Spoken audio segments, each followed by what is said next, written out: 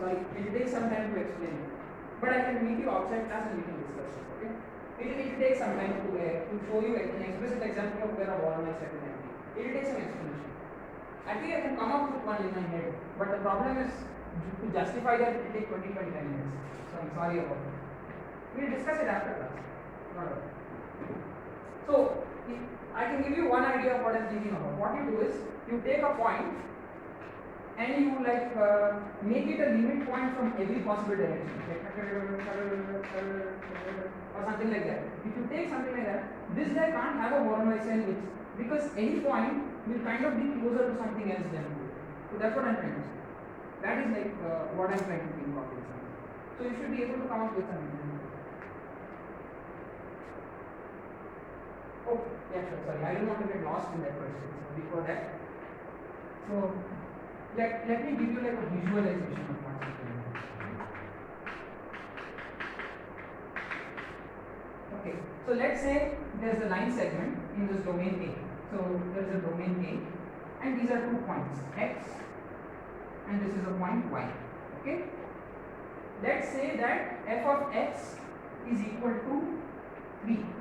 Say. And let's say that f of y is equal to 2. Okay.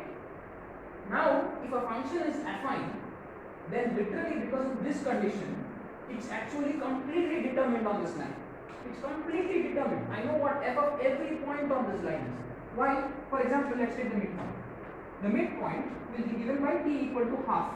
So t equal to half gives you 1 minus t equal to half. So t times 3, or rather half times 3 plus half times 2. So literally it's 2 and a half. Similarly, if I take a point that's here, such that, let's say this corresponds to t equal to minus 0.5 or something like that. Oh sorry, this will correspond to t equal to, pulling it back, right? You're pulling it back, right? So let's say this will correspond to t equal to 1.5. So t is now 1.5x plus 0.5y. So when you do that, you can then get the value at this point as well. So you can get this value. And similarly, you can get this value because this is another tx plus 1 minus ty for another t. So knowing the value at 2 points determines it completely along that line. And now again, just like how I made that mesh last time, if I know it at these 3 points, then I know it on this line segment, I know it on this line segment, I know it on this line segment. But then again, these guys are also part of A. So I know it on, for these 2 guys, I know it on this line segment. For these 2 guys, I know it on this line segment. For these 2 guys, I know it on this line segment. And that way, I end up covering the entire thing. So an affine function is so well behaved that knowing it at these 3 points is enough to know it everywhere. For example. So this is a good idea of why an affine function is so regular. So what do we see about affine function? What are so good about affine function properties?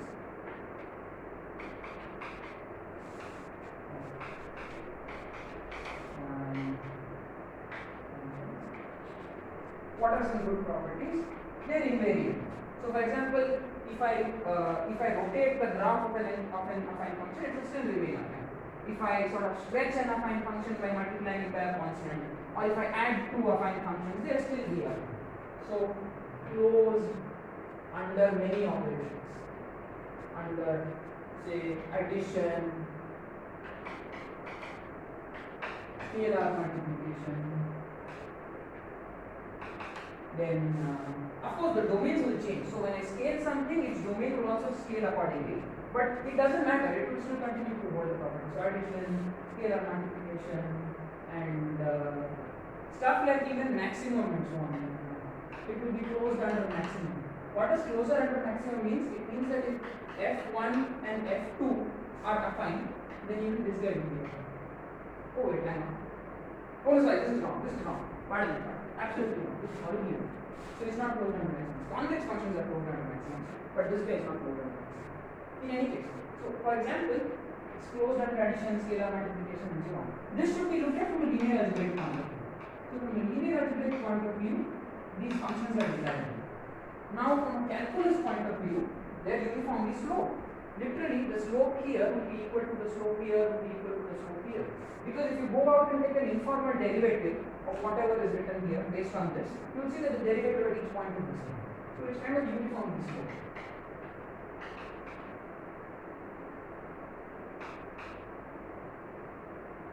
And this is helpful from a calculus point of view.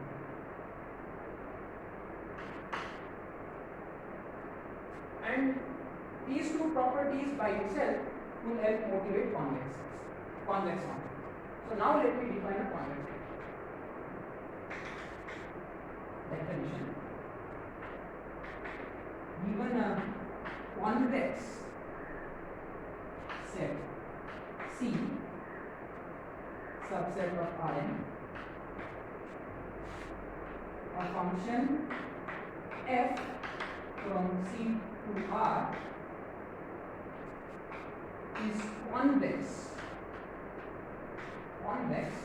if for all x, y in C and t this time strictly only between 0 and 1, tx plus 1 minus ty. This point is a point which is inside the domain of C. We know that. So you can apply f to this.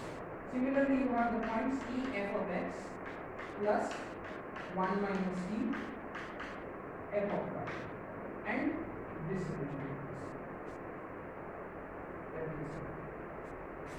I just have to check the sign once.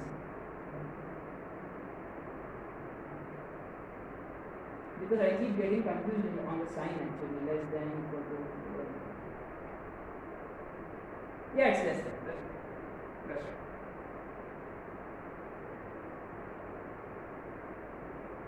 Perfect. Yes. So what does this mean graphically? Let's now draw the graph of a convex function. Visually. So when I think of convex functions, the first thing that should come to your mind is quadratic functions where the coefficient of x square is positive. So that is basically parabolas, upward shaping parabola. So for example, this f of x is equal to x square will have a graph that looks like this.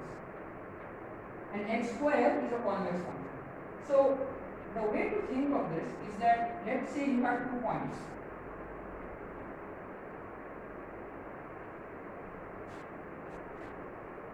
Here and here. Okay? Now observe that if I join these 2 points by a line segment, this line segment is entirely above the graph. So this line segment is, every point of this line segment is directly above the respective graph point. So this is above this, this is above this, this is above this, and so on. And the point is, convex functions, at least from R or on an affine set which is a subset of R, an interval to R, should satisfy this kind of visual property. So here, if I do the same thing for an affine function, then literally they match. Like this curve and this line will literally match. That's what an affine function will do. But for a convex function, the line segment will go above the graph. And if you take any other 2 points, for example, this will also be true, here and here. The same thing happens. The graph is completely below the line segment. Here and here. The graph is completely below the line segment. So that is what. So how do I put it? The line segment is above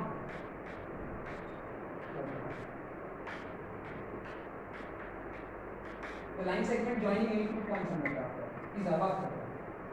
So that's the way to think of convex functions visually. And possibly the best examples of convex functions for various reasons are these parabolas.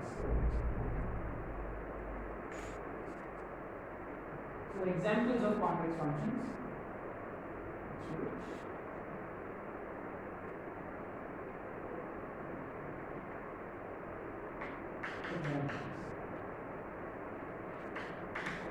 Okay, what I'm going to do is I'm going to stick to examples which are one dimensional, where C is a subset of R. So it will actually be an interval. So you can take, and for all these examples, These are all f R to R. Okay. So R itself is a convex set. So I define completely f R. So the first example that I said are what are convex polynomials. So convex polynomials, typically speaking, will be, for example, x, 2x, and so on. So that's just some linear polynomial. So these are in fact affine. These guys, x, 2x, 2x plus 1, 3x minus 1, these are in fact affine functions which are convex. These are in fact affine and therefore they are convex. The second are quadratic upwards facing functions. So for example, x square plus 3x plus 4, half x square plus 2 minus 3x, and so on. These are all convex functions. And this family, which is basically speaking quadratic functions with a positive x square coefficient, are extremely important in PD. These are extremely important for differential equation. The third are power and exponential functions. For example, x to the n for n greater than equal to 1. In fact, you can take x to the p in the sense that you can take x to the 2.5, x to the 4.5 and stuff like that, and e to the x, the exponential function, along with its cousins such as 2 to the x, 5 to the x. All these guys are convex. All these guys are convex, right? Sorry? No. This is actually x to the power. Or x greater than 0. X to the x cube would be X positive ratio. it should be even. Yeah. These are on the domain x greater than equal to 0. These guys are on the domain x greater than equal to 0. Sorry. So x greater than equal to 0 is a convex set. Okay, f R to R will apply for these two guys. Okay, and for this guy, and for this guy. So here you can go for domain R. Here you must go for domain v greater than equal to 0. Sorry, I have to be careful. Right. So these are some basic examples of convex functions. And convex functions are also closed under a lot of nice properties, as you will see.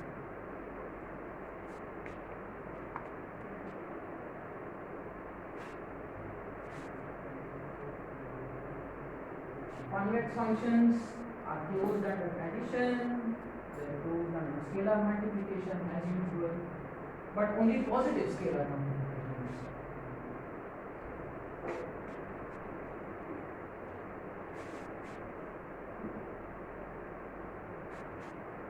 Here, I should not really call these things a theorem, they are light checks, but still, let's just make this look like a heavy topic. Okay, so if f colon into r, g colon into r are convex, then some of the primes. So both these guys are convex and they possibly have different domains. Actually, no, let's make sure they don't have different. So 1 for all c greater than equal to 0, this function is the scaling c f of x, which is defined by c times f of x, that will have the same domain in there, and this is also convex.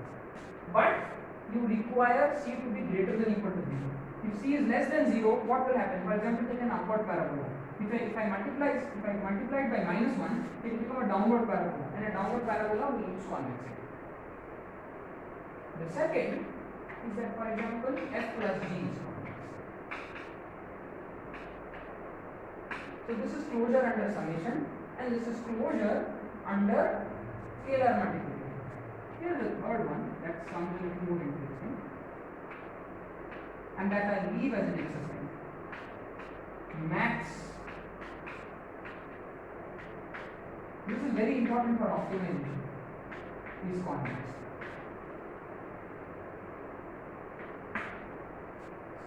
This is very important for optimization because typically f and how are convex functions appearing on optimization? They appear as cost functions. For example, let's say you're buying apples or something like that. The relationship between the number of apples you're buying and the amount you have to spend to buy those apples or whatever is typically a convex function. So in the case of apples, it's probably affine because literally like each apple is 5 rupees. So then x apples will be 5x rupees. So that sounds affine. But it turns out that because of other constraints, typically people like to stick with convex functions as cost functions. And when you take the maximum of two costs, you get another cost that is convex. So that's very convenient. And the fourth, which I think I will provide a proof for, is this business.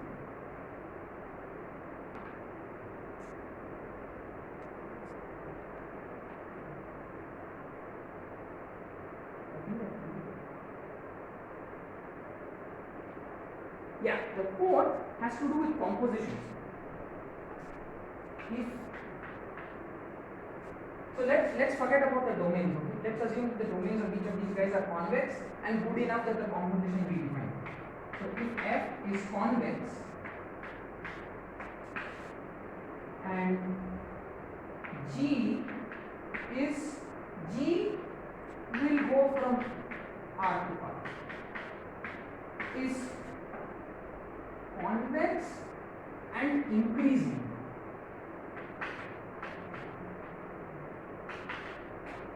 So what does this word increasing mean? Increasing means that if x is greater than or equal to y, then g of x is greater than or equal to g of x.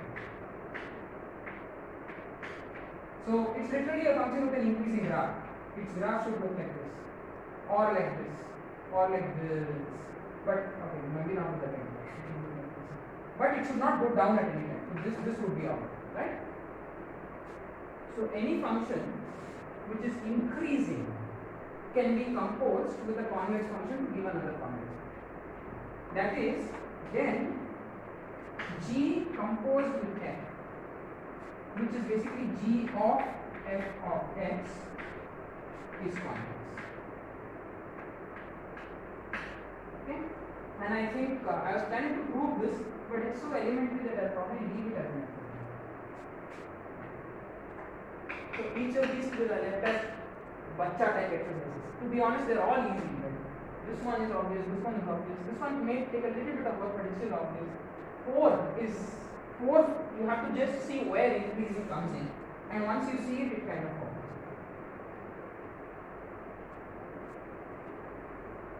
So you can see that convex functions are nice. So by the way, this last property is super convenient. So for example, if f is any convex function, then e to the power that is convex.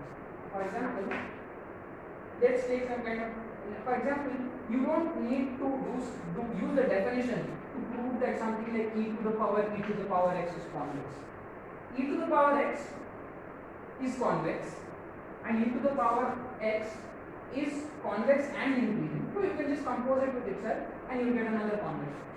So it's this properties that you see here are extremely convenient in creating new convex functions, especially this one.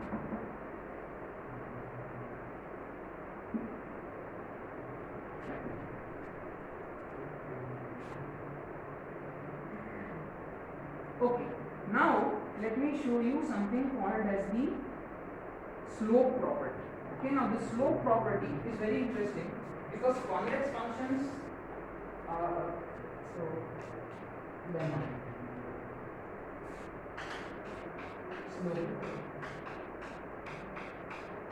slope properties are interesting because they capture a certain monotonicity in the way certain things behave with respect to convex functions. So for that, let me draw a large diagram. I am using a colored chalk.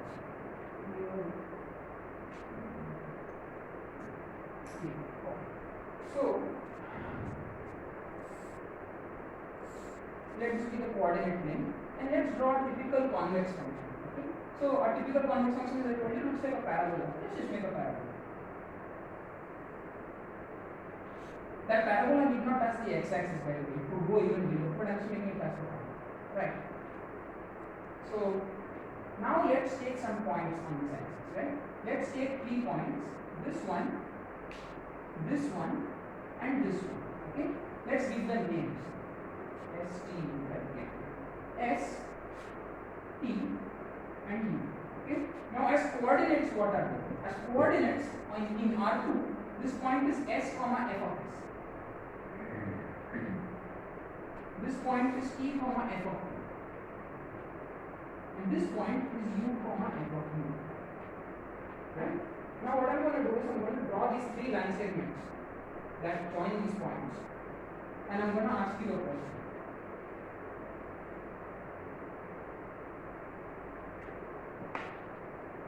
Okay. Which of these line segments has the smallest slope?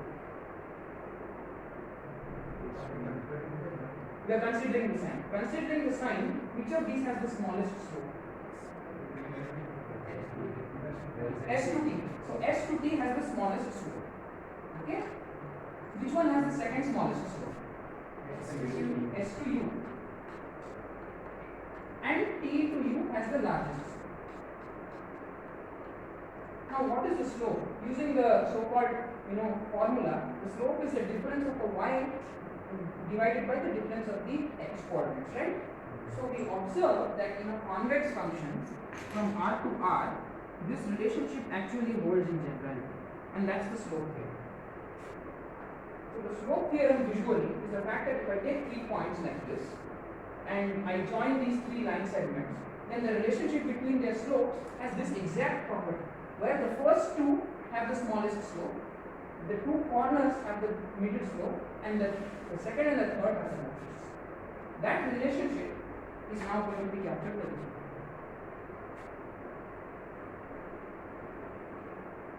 And the slope theorem is fantastic because as I show you its corollaries, you might be a little bit surprised by what's going to come out.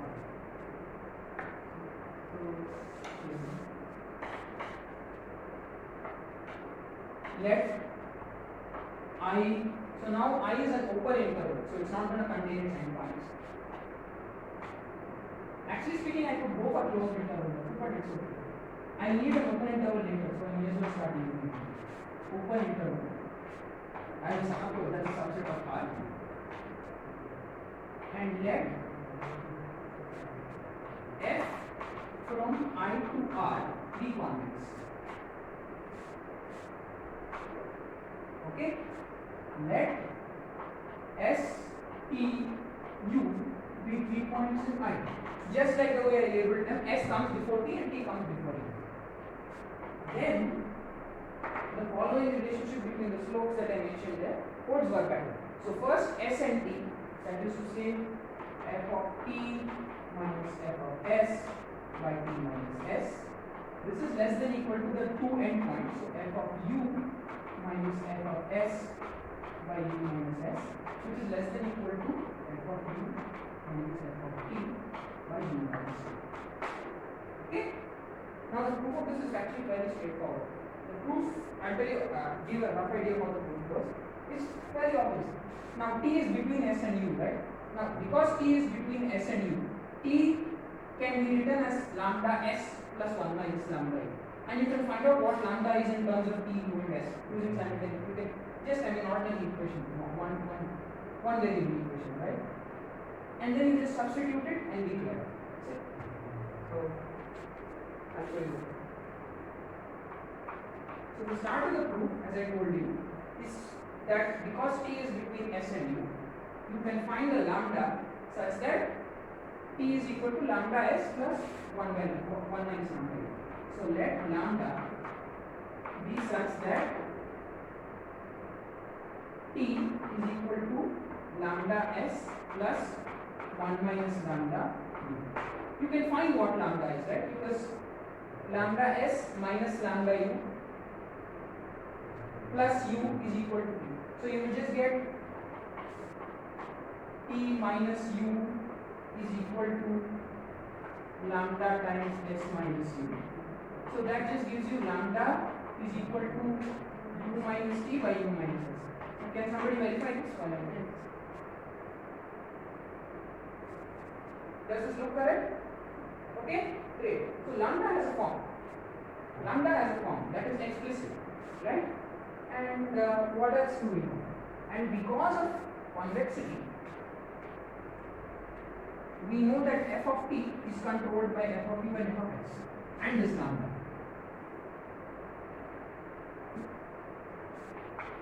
by convexity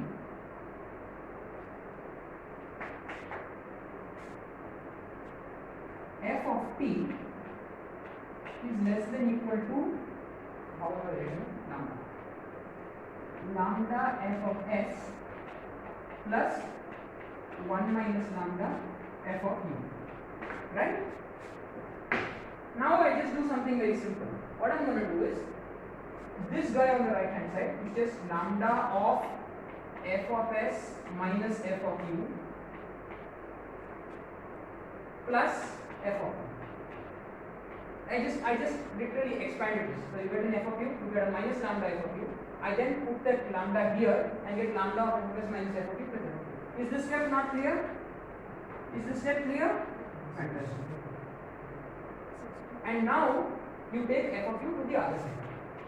Implies f of t minus f of u is less than equal to lambda times f of s minus f of u. But what is lambda? Lambda is nothing but, I wrote over there, u minus t by u minus s. So u minus t by u minus s times f of s minus. And now you can just rearrange, right? So you get f of s minus f of u by u minus s.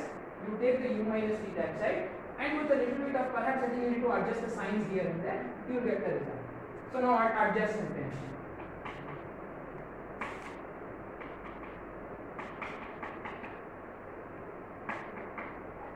The other one is extremely similar. For the other one, what you do is, instead of factorizing out the lambda here, you add and subtract f of s and make this into 1 minus lambda f of s, take the f of s that side and play around with the 1 minus lambda instead of the lambda. Right? So the other one is extremely similar. The other is similar. But now let's visually see what a corollary of this is. And we will go back to my favorite drawing here.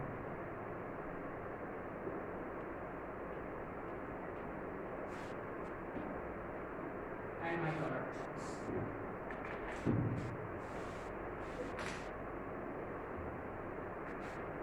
Okay, let me draw the coordinate plane again. Here is your typical convex function.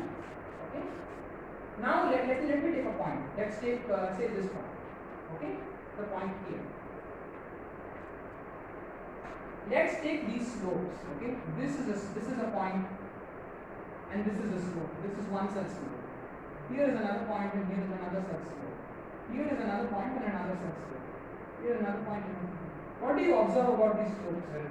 They are increasing, right? And why are they increasing? That's a corollary of this inequality that you see over here. So because of this inequality, the slopes are actually increasing from the left. Now what's happening from the right? From the right, if I take this point and I take this slope, if I take this point and I take this slope, now what do you observe about the slopes? They are decreasing. So from the left, you have an increasing sequence of slopes, and from the right, you have a decreasing sequence of slopes. But what is the first thing that you know from your convergence results? Anything that is monotonic and bounded in the relevant direction is convergent. So for example, these guys are increasing, but they are all bounded. Why are they bounded? Because they are bounded, for example, by this slope from that result. And similarly, these guys are decreasing. But why are they bounded below? They are bounded below because, for example, by this slope. So, as a corollary of that, the left derivative and the right derivative exists at every point. So, a corollary, and I have given you a visual proof of why, is that if f from I to R is convex, of course, is convex,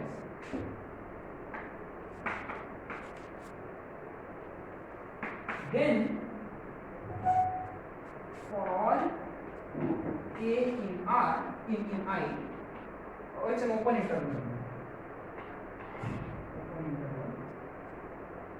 This guy, the left derivative and the right derivative both exist. And one more thing, when you know that the left and the right derivative exist, what else can you say about that function? No, it need not be differentiable. They need not be the same. But what else can you say about it? It will be continuous. Because if you look at what is the left derivative, right? The left derivative, for example, is f of x minus, let's say you're taking limit x goes to a point a. F of x minus f of a by x minus a. Now I'm telling you that this limit exists. Let's say from the left. If it exists from the left, this guy goes to 0. So if this guy doesn't go to 0, the limit wouldn't exist. So it has to happen. If this exists, then that it has to happen that f of x goes to f of a as x goes to from the left, and similarly for the right. So from the left, we know that it goes to f of a. From the right, we know that f of x goes to f of a, and therefore continuity follows. F is actually continuous. So every convex function on open interval is continuous. Brilliant. But it turns out we can say even more about these functions, about d minus and d plus. What can we say about d minus and d plus? Let's go back to this diagram again.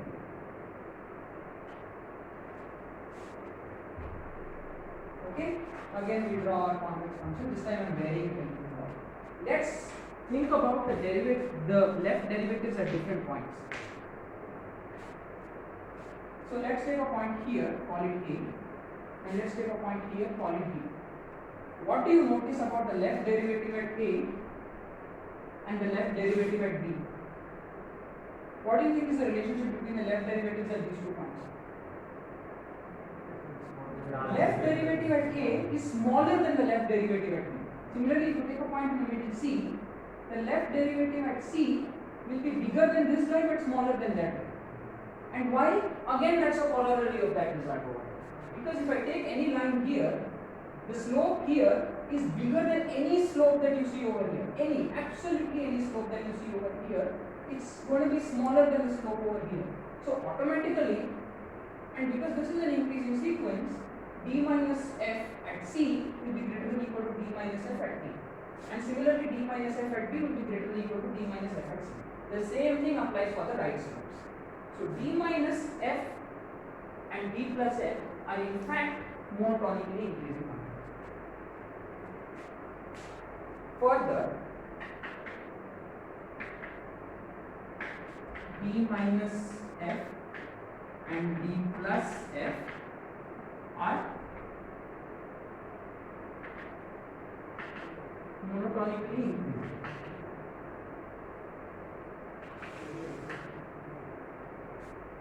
So this is amazing. What we've shown just by basics is that if you have a function on a convex function on an open set, automatically it has left and right derivatives everywhere, it is continuous, and furthermore those left and right derivatives are increasing everywhere. Now there is an so let f go from some open set, so let's call that open set as U, to R, where U is open, B convex.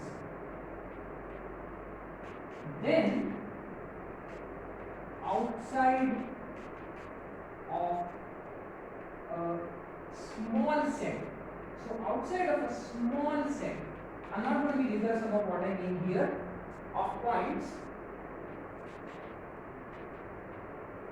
f is twice differentiable.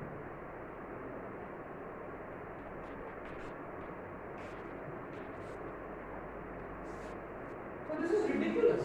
All we've said is that a function is convex, and convexity is like some literally, okay, here's a line segment, here are points in the middle. Suddenly from nowhere, we've shown that such functions outside of so-called small set of points are twice differentiable. And what is the small set? Yeah, For the small set, set of measure 0. So outside of a set of measure 0. So official what again? Outside of a set of measure 0.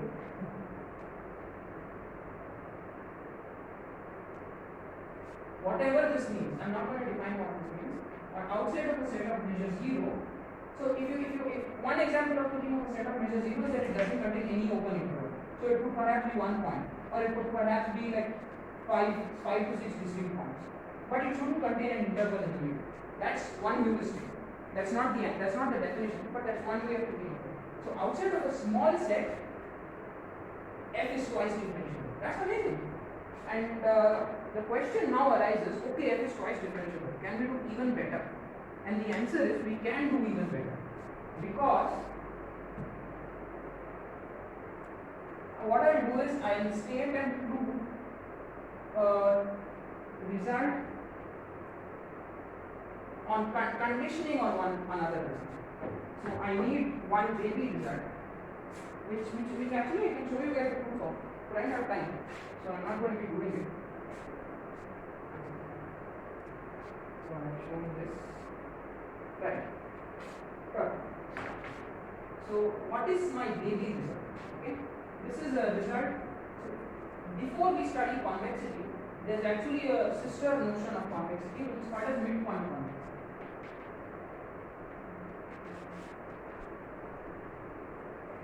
So what is midpoint convexity? Actually, midpoint convexity is not that at the midpoints the inequality is done. So definition. So this is actually a definition.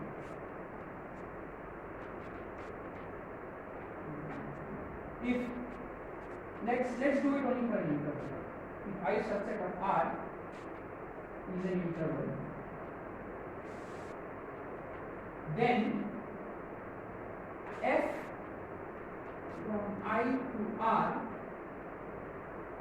is called midpoint convex. So sometimes some authors call it as mid convex also, but anyway, so some authors also call it as mid convex. Or in speech, you might hear people shorten midpoint convex to convex. If for all x, y in I, x plus y by 2 is the midpoint of x and y, right? F at this point should be less than equal to the average at the corners. So what this is basically saying, in some sense, is that if you have a line segment, and let's say this is x and this is y, the value at this point should be less than equal to the average of the values at the corners. That's the way of thinking about midpoint convexity. And a nice result. Now here are questions. Well, any function that's convex is midpoint convex. Why? Because you can just take lambda equal to half. If you take lambda equal to half, lambda x will be half x. 1 minus lambda y, 1 minus lambda is again half, so half y. And then lambda x plus 1 minus lambda y, and here you get lambda f of x, so that's just half of x, and then another 1 minus lambda f of x, so half. So this is literally nothing but half convexity in some sense, right? So it's convexity, but only at lambda equal to half. Only at lambda equal to half. So now here's the interesting question. Okay, I have convexity at half. When can I extend this to convexity? When is a midpoint convex function convex also? So a theorem which you might see in your second semester and which prognosticators should be knowing by now, is that if f from I to R is midpoint convex and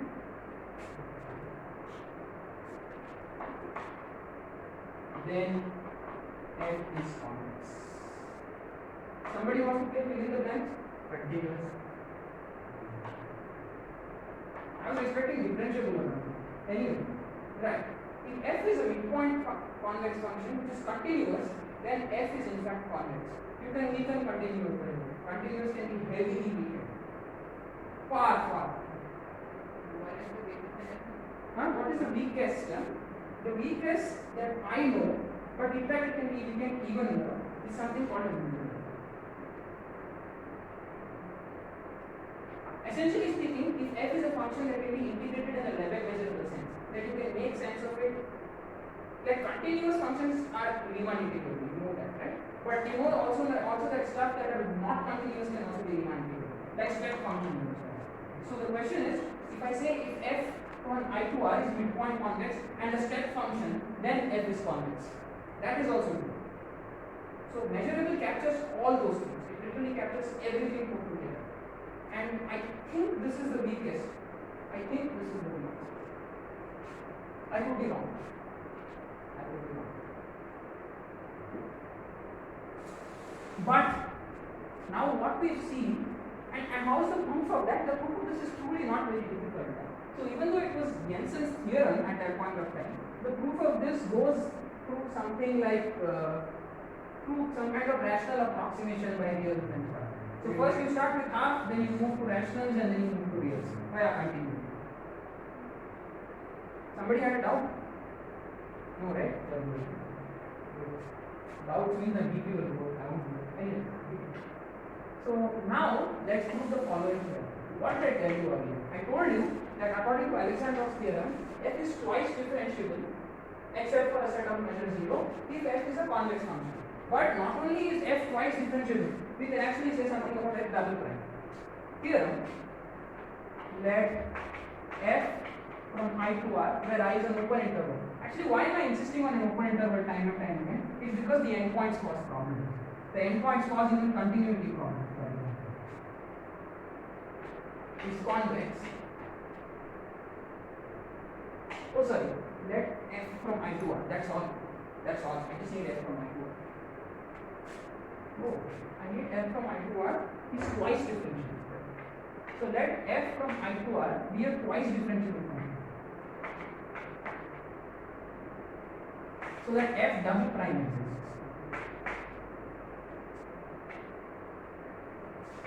Then f is convex on I if and only if f double prime is non-negative.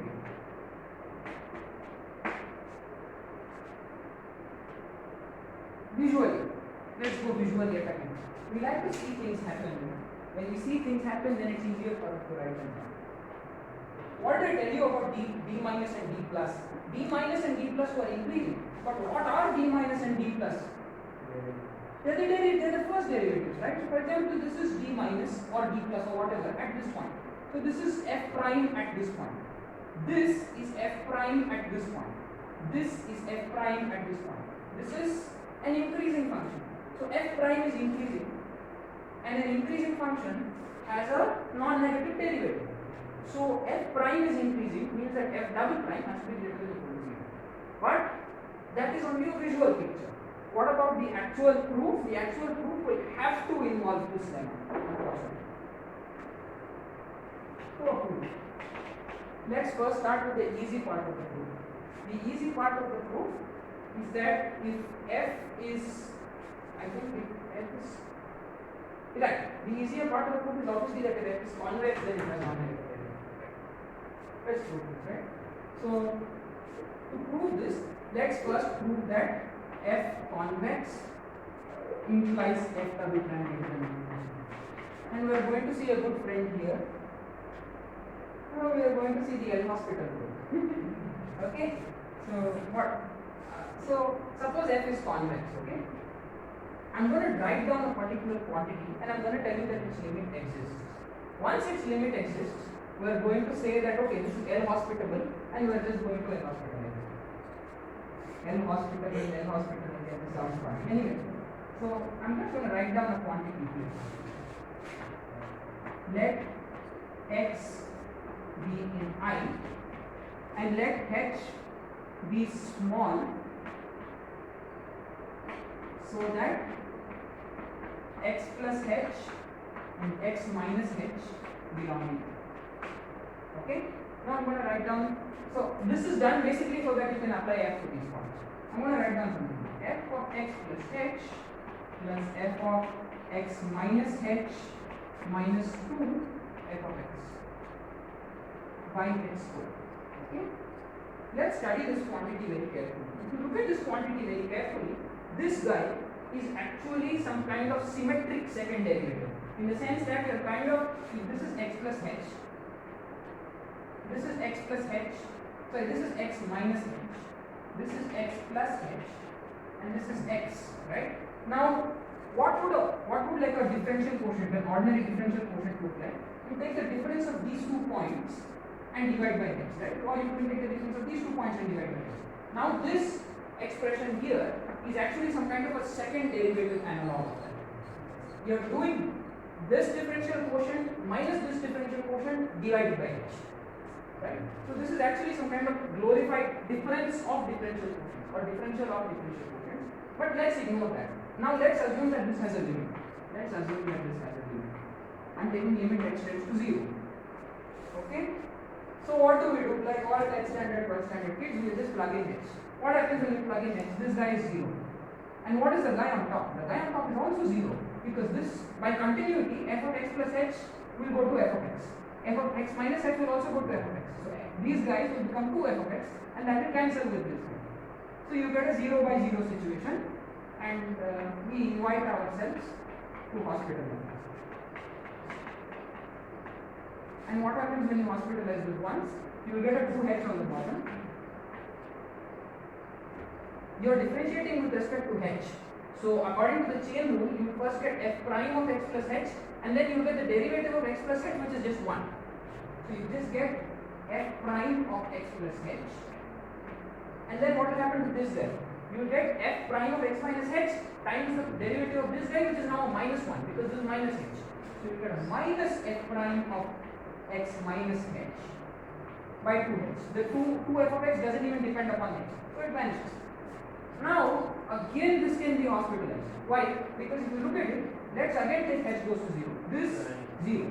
This f prime of x. This f prime of x. So again this goes to 0. So that again, if you hospitalize it, what do you get? At the bottom you will get 2. And on the top you will get f double prime of x plus h times 1. So that's just f double prime of x. And then f prime of x minus h, so you differentiate once, you get f double prime of x minus h, then the inside will give you a minus 1 which multiplies with this to give you a plus. So you get another f double prime divided by 2, and this is nothing but f double prime of x. Right? So what we proved is that the limit of this quantity here is f double prime of x. But what do we know about this quantity here?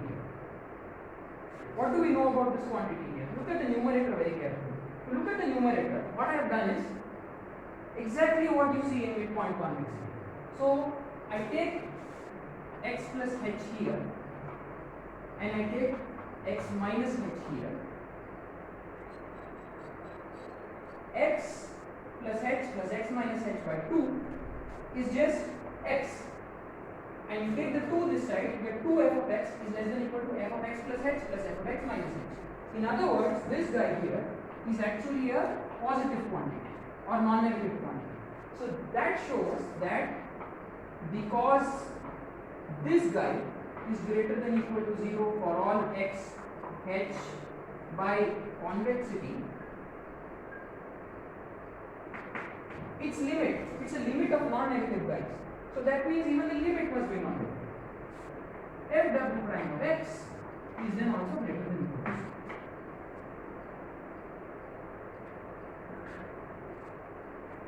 And this is one direction of the proof. So we've shown that if f is convex and point differentiable, then f double prime is greater than equal to 0. We'll go now in the reverse direction.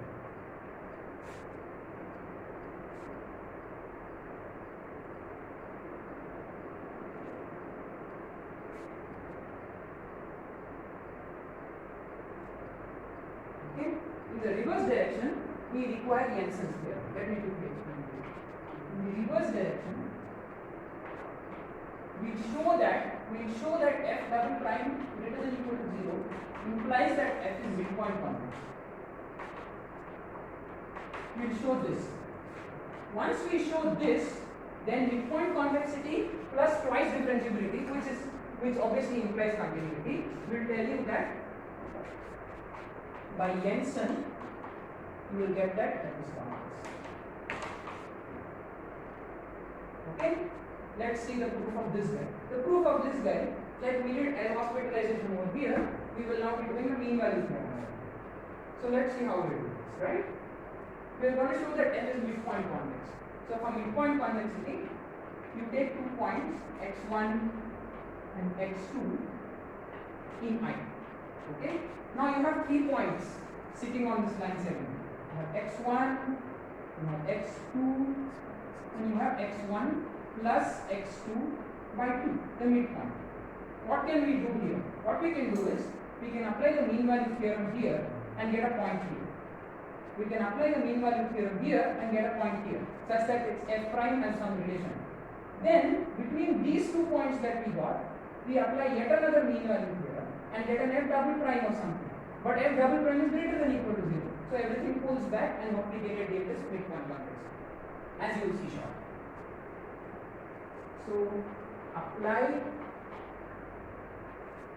mean value theorem to these intervals x1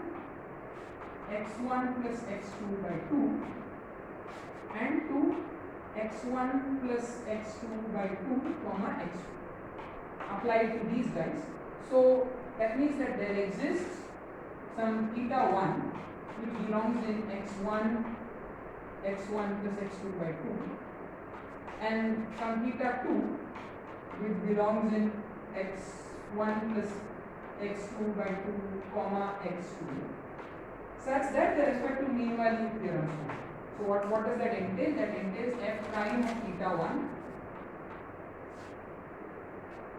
Actually wait, I don't even need to use mean value theorem twice, but anyway, f prime of theta 1 is equal to f of x1 plus x2 by 2 minus f of x1 divided by x1 plus x2 by 2 minus x1, which is basically x2 minus x1 by 2. So this is one statement and the other statement is analogous. F prime of theta 2 is equal to f of x2 minus f of x1 plus x2 by 2 upon x2 minus x1 by 2. But because f double prime is greater than equal to 0, f prime is an increasing function. And what do we know about theta 1 and theta 2? Theta 1 will be somewhere here and theta 2 will be somewhere here. So because f double prime is increasing, f prime of theta 1 is less than equal to f prime of theta 2. And that's it. I can pretty much raise up my hand and will it resolve like a normal algebra.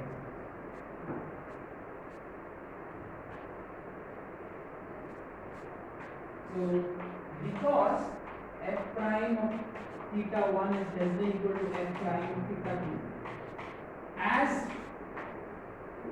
f is increasing and theta 1 is less than equal to theta 2, what do you get? If you just write down that inequality and rearrange, you just see midpoint convexity pop out. So what is it? fx1 multiplied. You just get f of x1 plus x2 by 2 minus f of x1 by something which is the same thing for both sides is less than equal to f of x2 minus f of x1 plus x2 by 2 upon something. The same thing, right? If you look here, this x2 minus x1 by 2 and x2 minus x1 by 2 will just cancel out for the sake of completeness satisfaction. So you will get x2 minus x1 by 2, x2 minus x1 by 2. Now, these guys will cancel out. These guys will cancel out. Once these guys cancel out and you rearrange, what do you get? You just get midpoint convexity. F of x1 plus x2 by 2 times 2 is less than equal to f of x1 plus f of x2. And you can take the 2 this side and compute. Because x1 and x2 are arbitrary, we have shown that for all x1 and x2, this relationship holds. Therefore, f is midpoint convex, and by Jensen's theorem, it is convex. So that means that if f is convex, not only is f twice differentiable almost everywhere, but in fact you can check that at the points where the derivative exists, it will be non-negative also. And in higher multi-dimension, when you see multi-dimensional derivatives, you will see that the derivative is not a number anymore, it's a matrix. And such a matrix will be called as a positive definite matrix, because that's what positivity means for multi-dimensional. Okay, 5 minute break.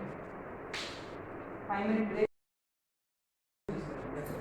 Then actually you get something called kth order convexity. So it just stops at convexity, and like the study of those functions they are not really any hot topic. They are a hot topic, not as far as I know. Right. So now let me talk to you about a nice notion in convex sets, which is extremely important for the sake of optimization. And what I will do is, just to demonstrate how powerful it is, I will solve an Olympiad problem, not an Indian mathematics, not an international mathematical Olympiad, but nevertheless a significant Olympiad problem using this technique. Now, let's again start with the visuals. Let's draw a triangle. Let's draw a square. Or perhaps let's take a tetrahedron.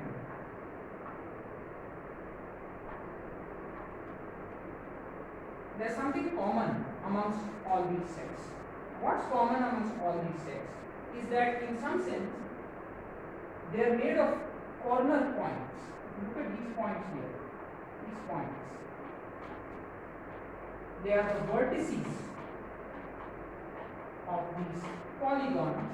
And what you do is, you kind of just take everything in between, right? But these guys themselves are all corners.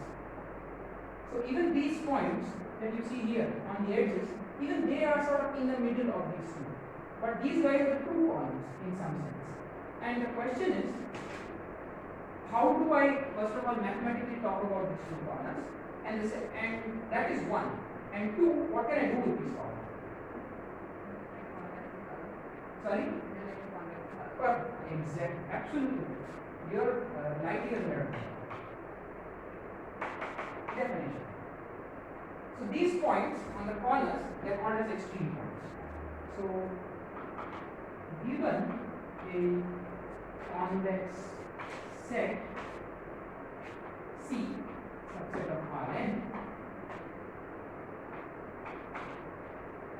a point, say E for extreme, in C, is called an extreme point if, so what was the sort of defining mathematical sort of characteristic of these points? If you notice, every other point in a triangle, if I take say an interior point, you can find two other points such that it's contained strictly in that line segment. So for example, if I take this point, it's contained strictly in the line segment between these points. If I take this point, it's contained strictly in the line segment between these points. But these extreme points, I can't find anything, I can't find any 2 points on this triangle such that this corner is contained exactly in between them. If I have to do that, I have to either start the line segment from here or end it there. So what that means is that if I try and write such a point as lambda x plus 1 minus lambda y, either lambda should be equal to 0 or lambda should be equal to 1. If whenever x comma y belong in C such that E is equal to lambda x plus 1 minus lambda y, where lambda is in 0 comma 1, then either lambda equal to 0 or lambda equal to 1. So every line segment that attempts to contain E, it has to either start at E or has to end at E. So what are examples? So for a polyhedron, like for example for all these convex polygons that I do, obviously it's the vertices. So for example for a triangle, it's the vertices. square, it's the 4 vertices. For a tetrahedron, again it's the vertices. What about for a circle? For a circle, it's the entire boundary. For a circle, every point on the boundary is an extreme point. Because only interior points, if I draw a line between any 2 points here, only interior points will be captured. This guy cannot be captured by a line segment between 2 other points on the boundary. So for a circle, its boundary is its extreme point, right? And now you can ask questions such as, okay, I'm given you a convex set, what are its extreme points? And these questions are actually typically extremely difficult, to the extent that Sarvesh Ravichandran Iyer's last paper is actually on the extreme points of some infinite dimensional space. His last theorem was on something like if you have some particular convex set in some associative algebra, then there are 16 types of extreme points that it can have, or something like that. And his conjecture is that apparently there are only 4 of them. So this is what Orgo told me. I have to copy some of the answer. So the question of finding extreme points is pretty difficult, even though visually it may be obvious, right? And here's an interesting theory. Well, not really. Okay, fine. Let's first get you this started on this. This time I can get.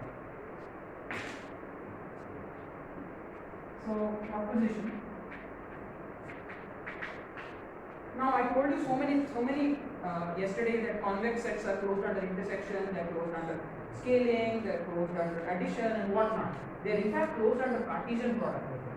So what I am trying to say is, if C is a subset of Rd, and let's say C1, and if C2 is a subset of Rn, such that C1, C2 are convex,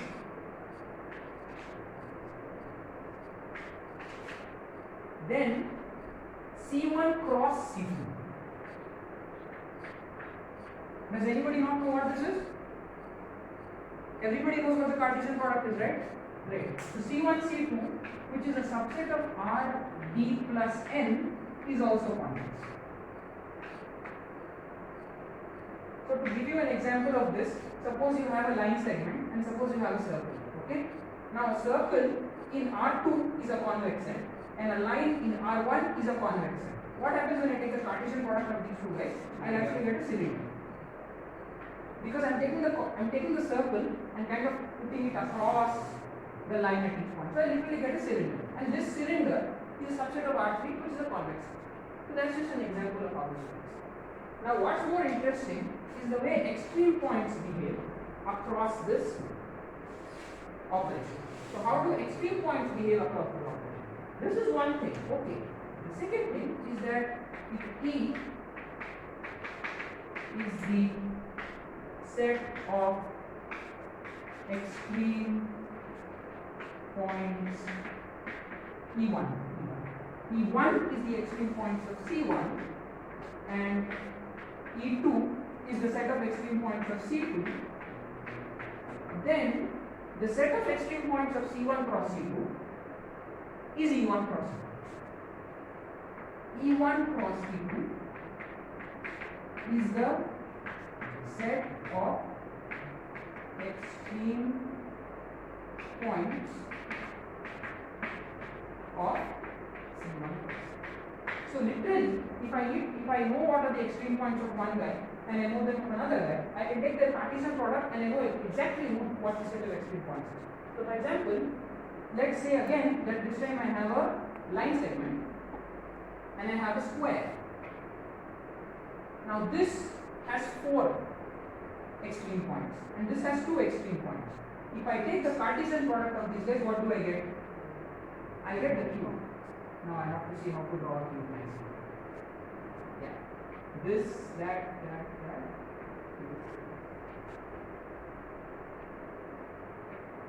Right? This will have 8 extreme points. So these 2 will give you 1. This and this will give you 1. This and this will give you 1. And so on and so forth. So you have 8 of them here which correspond to this Cartesian product. This is amazing. This is really nice because this tells you that you can kind of, if you can break up a convex set into a Cartesian product of two other guys, then knowing the extremes of these two guys tells you the extreme of this guy, of the big guy. This is a result that I want you to try and prove by yourself. Try by yourself. It is actually really easy. Really, really easy. You should take it as like a simple first year topic. By definition, these times. Okay? In fact, again I was thinking of proving this, but I realized that my audience is more mature than I think they are. Am I right?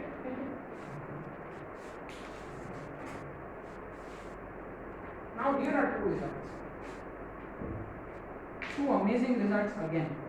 One of them is, like you said, extreme points, their convex hull is actually the entire set. But the point is that we are discussing things in Rn. The fact that these things need to even hold in high dimensional spaces is an amazing thing.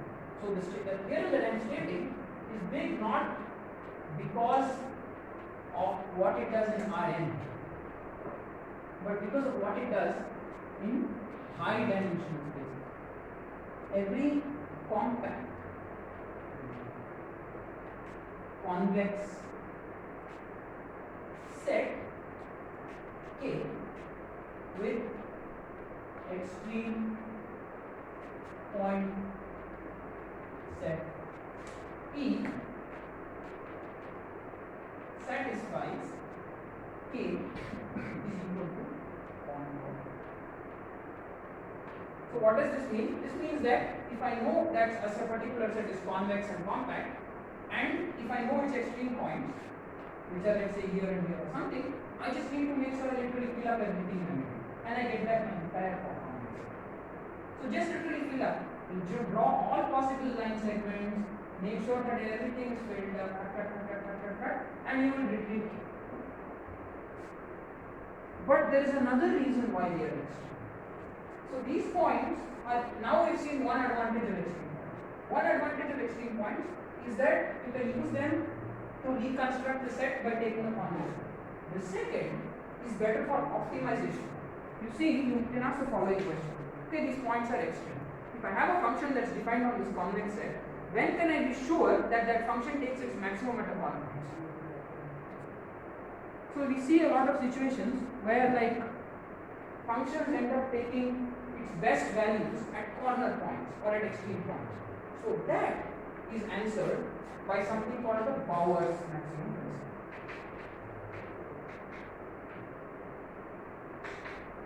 Bauer's maximum principle. Bauer's maximum principle, but in linear algebra, in linear programming, it is also known as Cantor-Lewis principle.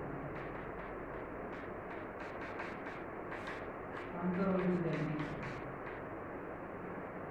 So when you study in 12th standard, any of you study linear programming, you will have seen that you draw these graphs and then you only look at the sort of intersection points and see where the maximum, where is the minimum, right?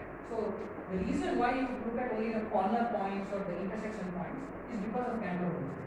So what does Bauer's principle / Cantor-Lewis theorem say? It says that in addition to having a compact convex set, if you have a function on it that is convex and continuous, then it will take its maximum value at one of the endpoints, at one of the extreme points.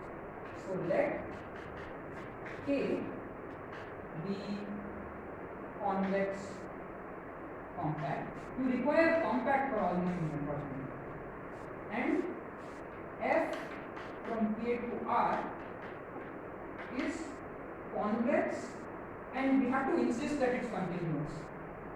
We have to insist that it's continuous because if you recall the theorem that I proved to you, I only used open intervals, whereas this is compact, so it's closed. So I need to actually put in the continuous to ensure that on the boundary things don't go wrong. Then, if E is the set of extreme points of K is equal to extreme points of K, the maximum of f of x for x in K is actually equal to the maximum of f of x for x in K. So any convex compact set you have and any convex continuous function you have, then such a guy will take its maximum at the extreme points. Okay, let's use this now. We have time. Okay, I think that clock is at 5 minutes past. Anyway, Yeah, it is faster. it's fast and there are 5 minutes. Okay, good. Now we use this to solve an Olympiad question. And what you see in this Olympiad question is that there is a theme here that kind of gets explored a lot in high dimension or in optimization problem. The problem is the following. So this is a problem that appeared in the Odessa Olympiad. Odessa is a place in south-western Ukraine.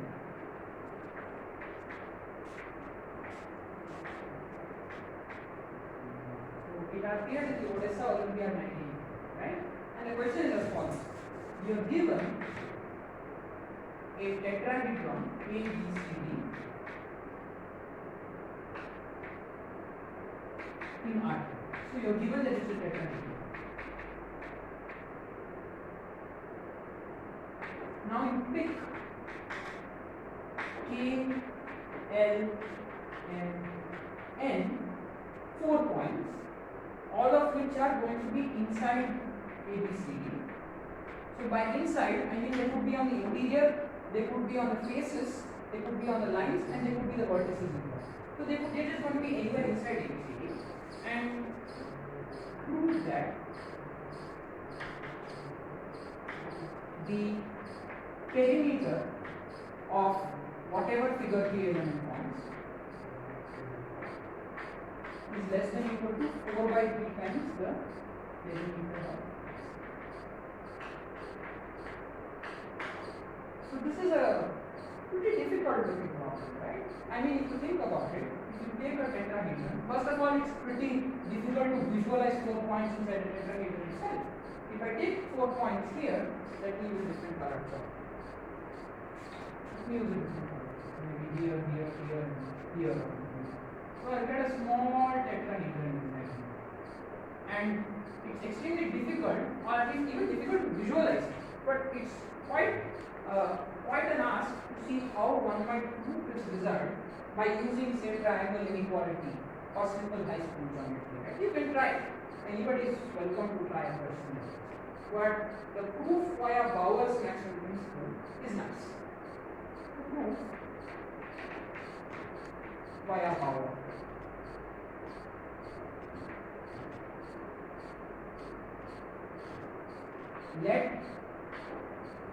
I'm going to define some functions now, and I'm going to show you that those functions, they add up to the perimeter, and each of those functions is convex, therefore the perimeter is actually a convex. Let f k n. What is the domain of this function? The domain of this function will be a b c d. Cartesian product is itself 4 times r b given by f of f k n of k, l, m, n is the distance between k and l. Okay? Now this is very easy to show that the distance is a convex function. Really easy to show that the distance is a convex function. You pretty much require only triangle inequality and some basic geometry, right? So dkl is convex. Okay? So this is convex. Now, just like fkl, I have fkm, fkn, and all the others. So, similarly defined functions, which are going to be what?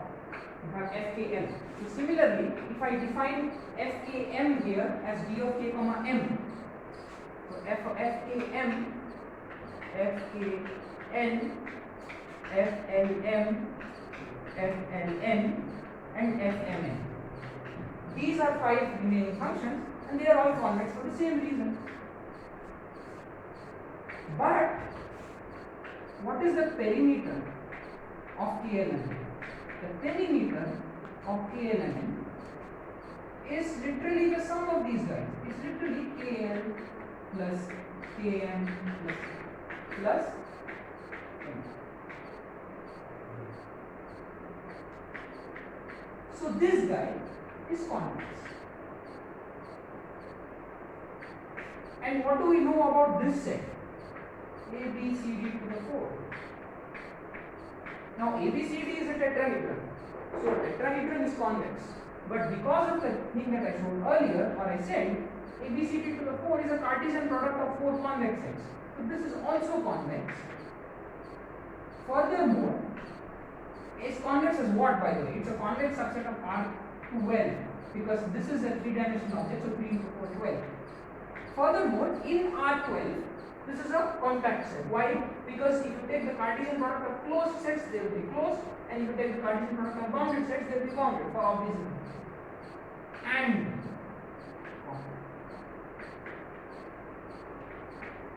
so, by Bauer, F, or rather perimeter of KLMN is maximized at the extreme points. But what are the extreme points? The extreme points of A, B, C, D of this guy are the vertices. So A, B, C, D are the extreme points of the tetrahedron. But because of the result we said earlier, if you take the Cartesian product, your extreme points are nothing but each guy again and again. So the extreme points, but the extreme points are literally nothing but K, L, M, N, each belonging to one of the vertices, A, B, C. So the extreme points are nothing but, so K should be one of ABCD, L should be one of ABCD, M should be one of ABCD, N should be one of ABCD. But then there are just so many finite possibilities. And now this is like only 256 possibilities, and you can start chucking them out. So now it's just a routine.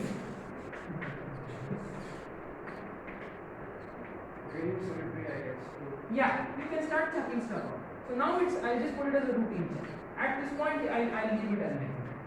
Because after this, you can use all your sort of stretching and simple heuristics. See, because now I'm telling you that there's no need to worry about the tetrahedron lying inside. You just need to worry about the corners. If K is here and L is here, if M is here and N is here, something like that. So you just need to worry about all such possibilities, and those are easy. You can easily filter them out one by one. You will get this by within 5-10 minutes.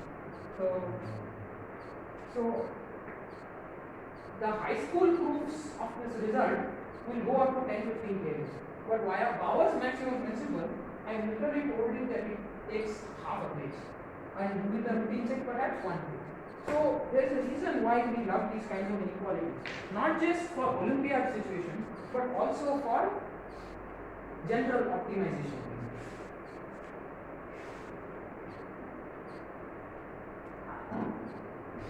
Let's start with the Alexander function inequality. Let's take a final play. I have a question actually. When you talk about the extreme point, you observe that a circle, the entire boundary was the extreme point. Correct. So can we conclude that if we have any set where the entire boundary is the set of all extreme points, can we say something about the differentiability of the boundary or something like that? Because Not the squares. No, I mean you will get some problems. You will get some problems with this kind of infinite dimension polynomial. even in, let's say we are proposing a sort of RP or something, can we conclude there? Because if the boundary has to be, but no other choice can be. The boundary won't be differentiable for sure. There will be some issues. Because there are issues other than polygonal issues. Like there is more than that at both. I think, yeah, you can probably conclude the following. what you can conclude is that either it's smooth or there is like a mod X type jump, in the sense that there's like a sharp corner at the boundary. So the boundary of a convex set will either have like sharp these type, sharp corners, or it will be completely smooth. So that will always happen. That follows from, for example, in one dimension, in one dimension that kind of follows from the fact that the left derivative and the right derivative, if they're equal to each other, you get smoothness. If they're not equal to each other, you kind of get a jump, which is reflected, for example, if you take a convex set instead of a convex function, it will be reflected in this kind of way. Yeah, you will either have this kind of breaks or you will have smoothness. So that is true. Right. So what is coming up right now is not going to be, yes. Perimeter of KLMN should be FKL, LN, MN, and No, everything put together, yes. not everything. Like KM shouldn't be there because it's the diagonal kind of. Let me just check. It's a tetrahedron. It's a tetrahedron. There are no diagonals. Yeah. Right, exactly. It's a tetrahedron. So you need to include all the distances. You need to possibly include all the distances. See, because even if it's not a tetrahedron, actually speaking, I haven't said anything about the shape of KLM. I've just said that it is big, right? But if it happens to be a tetrahedron, the worst that can be the case is that all of them are added up. So if it isn't a tetrahedron, one of them will be missing. Okay. But the worst case is that they all have to be added up. And we've covered. So that's all.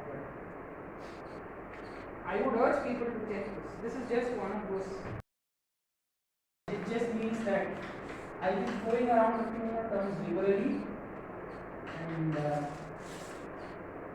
I'll be using some terms that you will see in about 2 or 3 months, namely eigenvalues and so on, but which are very important to this inequality. So first of all, what is this inequality about? This inequality is actually about the volumes of convex sets. You see, I haven't so far told you anything about the volumes of convex sets. And the reason for that is because you are all first year students, most of you haven't even learned rigorously speaking what volume means. So there is no point of speaking about volume unless I assume that my audience knows what volume means, which someone like probably would know. It's a level measure or whatever that is meant to know, right? So before starting off with the Alexander-Pencil inequality, what I'll do is I'll give you guys some couple of motivational exercises.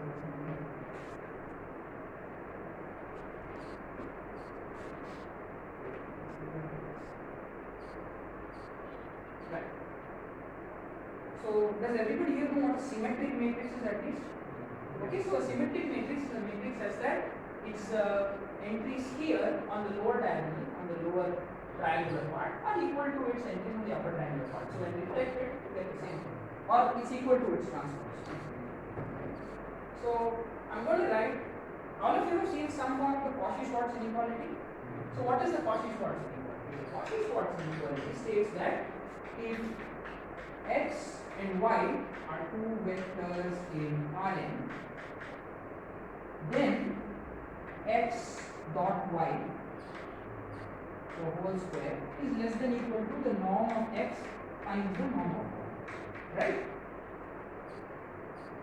What's interesting is that there are phenomena in mathematics observed where you get the reverse. So what is the reverse Cauchy-Schwarz inequality? I'm not going to state it just as yet, but I'll write down the lemma which I'll urge some of the advanced students to prove, which will tell you exactly what something called a reverse Cauchy-Schwarz. But what does a reverse Cauchy-Schwarz essentially entail? It will entail the reversing of this inequality. You will just actually get something like x dot y, where dot will be something different, whole square, greater than equal to norm of x, norm, where norm also will have a different meaning. Okay? Now let me write down that result that I'm talking about. So reverse Cauchy-Schwarz is not studied. Just like how in probability we study concentration first and anti-concentration 5 years later. So here is the lemma. This lemma will involve the stating of eigenvalues. So those of you who do not know eigenvalues, please bear with me. But thankfully there is an equivalent condition which does not require any explanation. So lemma, let M, which is the real matrix in n cross n real matrix, be a symmetric matrix.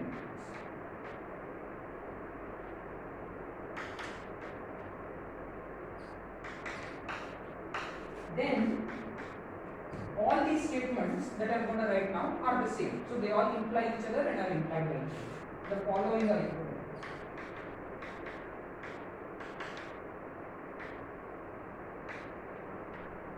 So the first of these is reverse Cauchy-Schwarz. As I write it, A for all x in Rn and for all y in Rn such that y dot my greater than or equal to 0. So this condition is required. If this holds along with any x in Rn, then the reverse Cauchy-Schwarz inequality holds. Then x dot my the whole square is greater than equal to norm of x times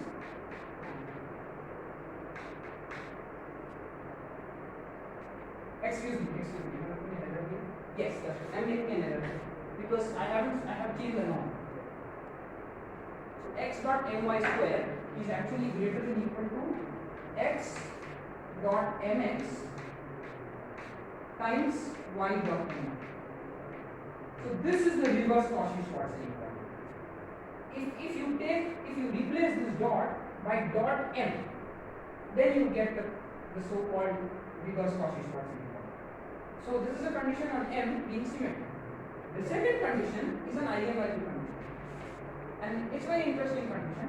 M has a unique positive eigenvalue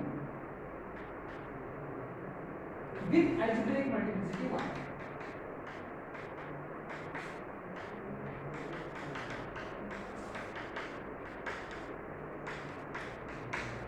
Okay?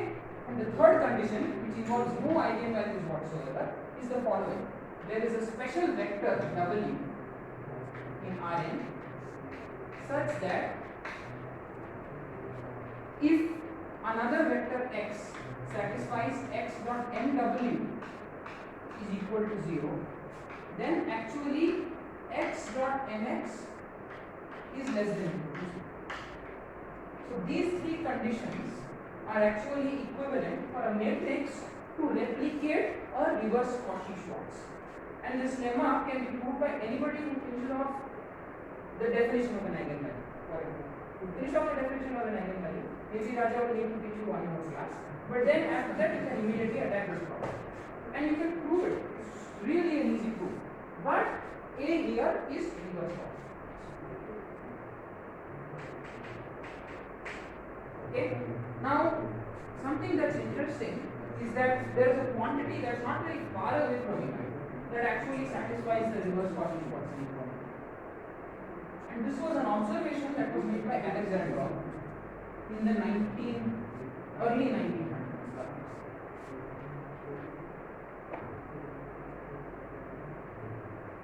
This is a remarkable result.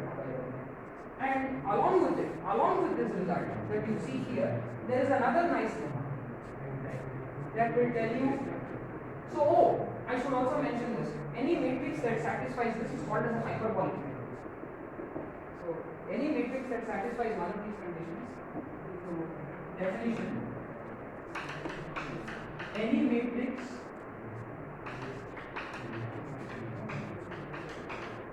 satisfying A, B, or C and being symmetric, so any symmetric matrix is called hyperbolic.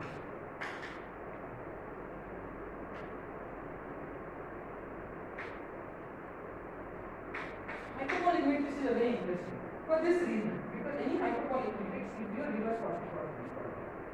However, when we go, how do we for example, show in a particular application that particular eigenvalue or is greater than 0. So if I go back to these conditions, this goes to some existence of some vector, and this is the condition that there is some unique positive eigenvalue or something like that, right? So are there any other good conditions that does this? Are there any other good conditions that imply hyperbolicity? There is a nice, I wouldn't call it theorem, I should not call it theorem. It's a technique of Bogner, but it leads to a very, it's based on a very simple lemma that I'm still going to call it Bogner's lemma. If A is symmetric,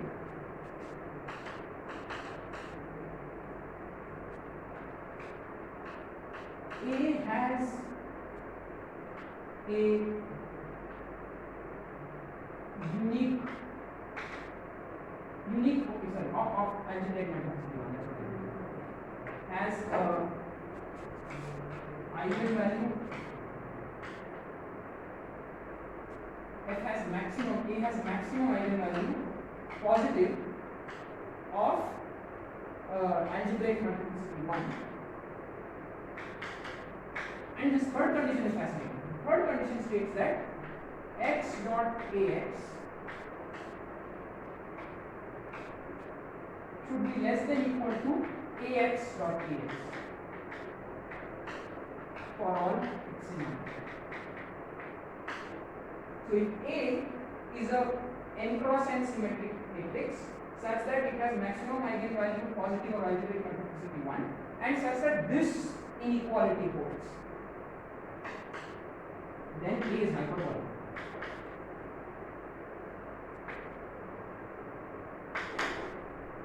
So this is known as Bogner's technique.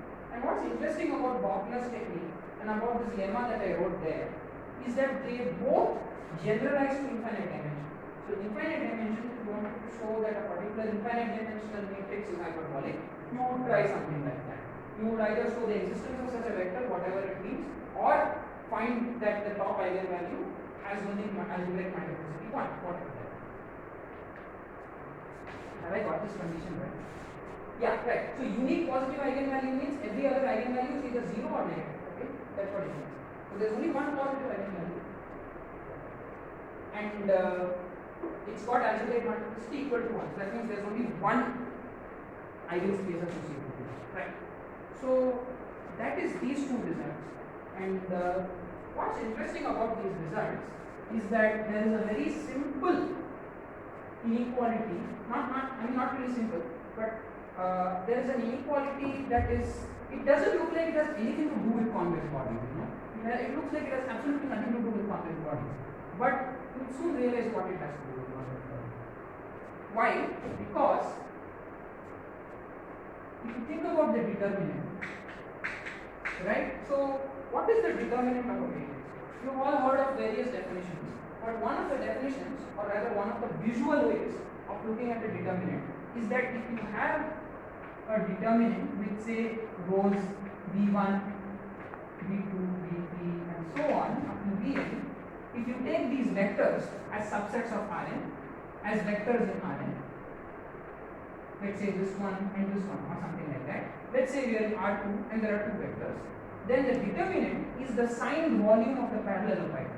So for example, if this is v1 and this is v2, to create the parallelepiped out of this is a horrible version of this. This doesn't look parallel in any way, but I'm not I'm not Vincent van Gogh, right? So this is a parallelepiped, and the area of this parallelepiped signed according to whether you know what is negative and what is positive gives you the determinant. So the determinant is the signed area, right? Signed area of the parallelepipeds defined by the vectors in the matrix. The determinant of M. So the determinant of a matrix M is the signed area of the parallelepiped defining the or defined by the vectors which are in the matrix M. And what do you know about a parallelepiped? Every parallelepiped is a convex. Every parallelepiped is a convex. So for example, parallelograms are convex. Parallelograms are convex. If I do the same thing in 3 dimensions, then I would get something like this.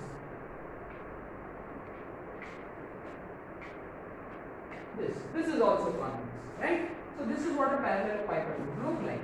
And the determinant is just measuring the volume of that parallelepiped. So there should be, in some sense, a way to think of determinants as the volumes of certain convex bodies, but signed. So now the question is the following: can we do something similar with general convexes? So perhaps not a parallelepiped, but maybe we take a general convex set and we want to see what if volume of a convex set can be written in a certain way, right? And that's the idea.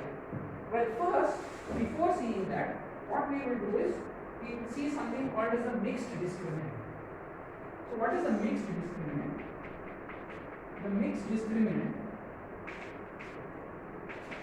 is a very interesting quantity that actually mirrors the notion of mixed volumes in convex bodies, but which can be seen in a lot of places. So this mixed discriminant, you will see it in convex geometry, you will see it in algebraic geometry, you will see it in probability, you will see it in calculus, you will see this thing everywhere.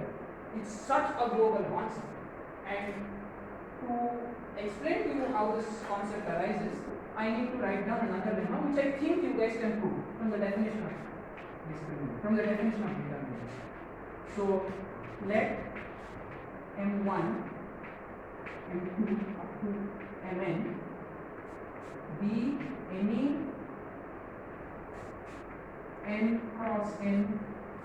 So there are n of them, and so they are any n matrices, but they are also of size n. So they are n cross n matrices, and I am also picking n of them.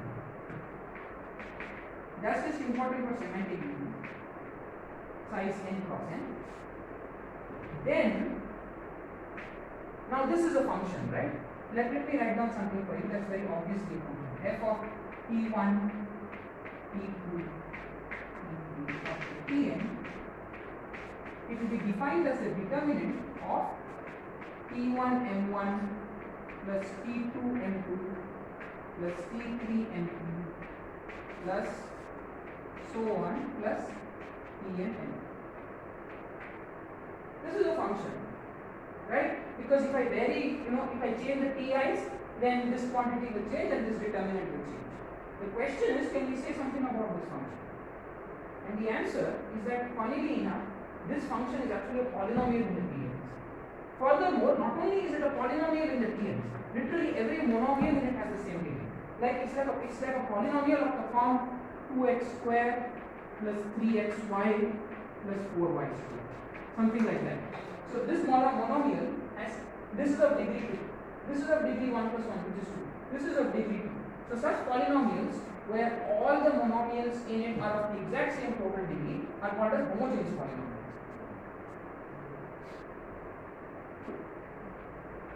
Then, and you can check this, by the way, this is not something that is so alien and difficult to check. Please try and use properties of the determinant. Please try and use everything that you know, all your implications, to check that f is a degree n homogeneous polynomial. So literally every monomial is of degree n polynomial. Now once it's homogeneous, we know what are the monomials that are in it, right? For example, if we know that something is homogeneous of degree 2, then it has x squared, something times xy and something times y squared. Similarly, if something is of homogeneous of degree 3 and involving only two variables, we know that it's x cubed, x square y, xy square and y cubed. So similarly, we can write f as a sum of monomials. Now when we write f as a sum of monomials, the coefficients of those monomials are important. And the coefficients of those monomials are these mixed discriminants. So when you write f as summation over all monomials. How do you write a summation over all monomials? You let the indices vary, but make sure that they sum to the degree n. So I1, I2 up to In equal to 0 to n of T1 to the I1, T2 to the I2 up to Tn to the In times some quantity d, which is a coefficient, and this coefficient will be depending upon mi1, mi2, mi3 up to mi1, mi1, mi2. These quantities that you see over here are called the mixed discriminants.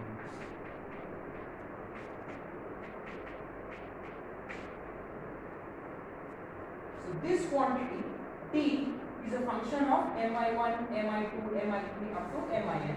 So it's a function of some bunch of matrices. I'm not even insisting that they're symmetric by the way.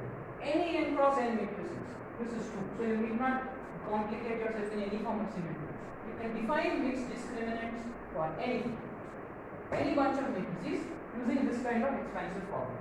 Now the only problem here, and this was a discussion that was active as recently as 2015, is there a way of visualizing these mixed discriminants in a certain way?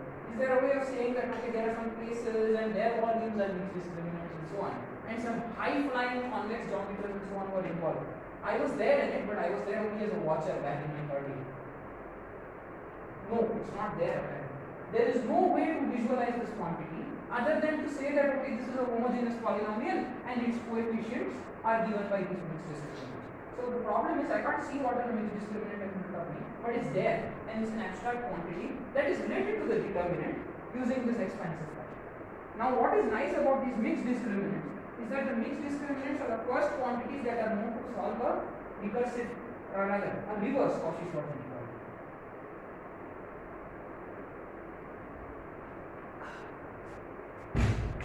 So this is again Alexandrov's reverse Cauchy-Schwarz theorem for mixed discriminants.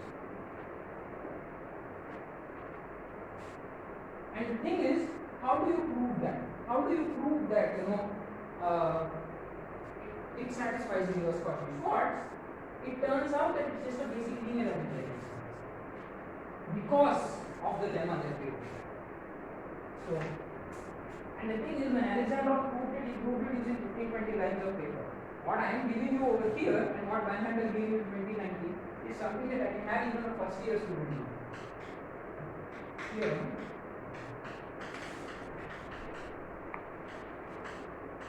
Alexandrov did a lot of initial work, so that's the reason why you're seeing his name here.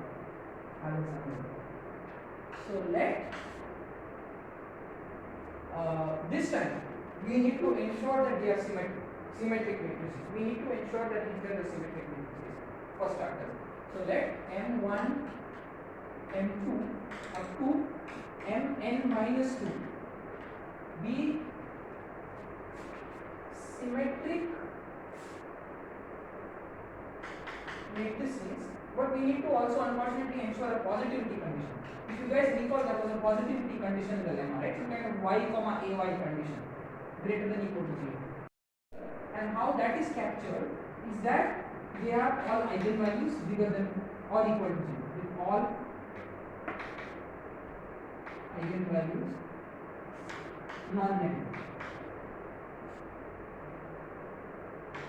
So such matrices which are symmetric with all eigenvalues non-negative are commonly called as positive semi-determinant.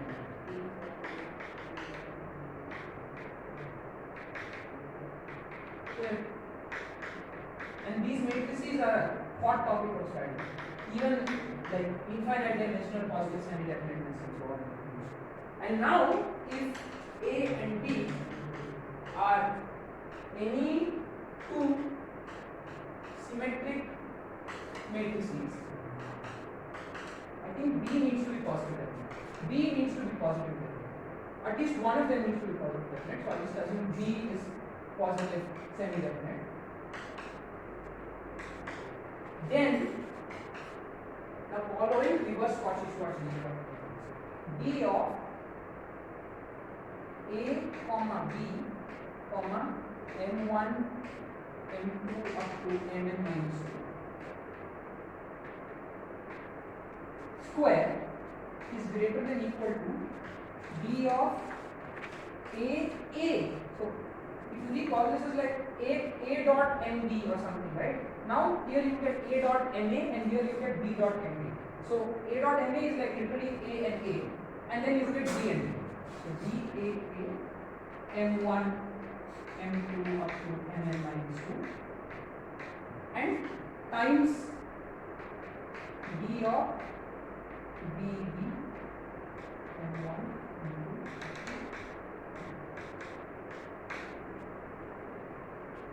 So this is reverse Cauchy-Schwarz, and these are the first recognizable guys for which you will see a good reverse Cauchy-Schwarz analysis. And the thing is, because everything is finite dimensional, nothing we've done so far is infinite dimensional here. Absolutely nothing is untouchable. You know, convex bodies are difficult to understand because they could be infinite dimensional, right? You could take infinitely many parameters to determine a convex set. But here, these are finite dimensional quantities. All of these are finite dimensional quantities. So, you might want to ask the question of, you know, should it be possible to prove this using that lemma that we mentioned over there? And it turns out the answer is yes. So here is a rough proof of how it goes. A rough. We're going to use Bochner's lemma. Okay. So what I'll do is I'll rub Bochner's lemma. I'll rub the definition.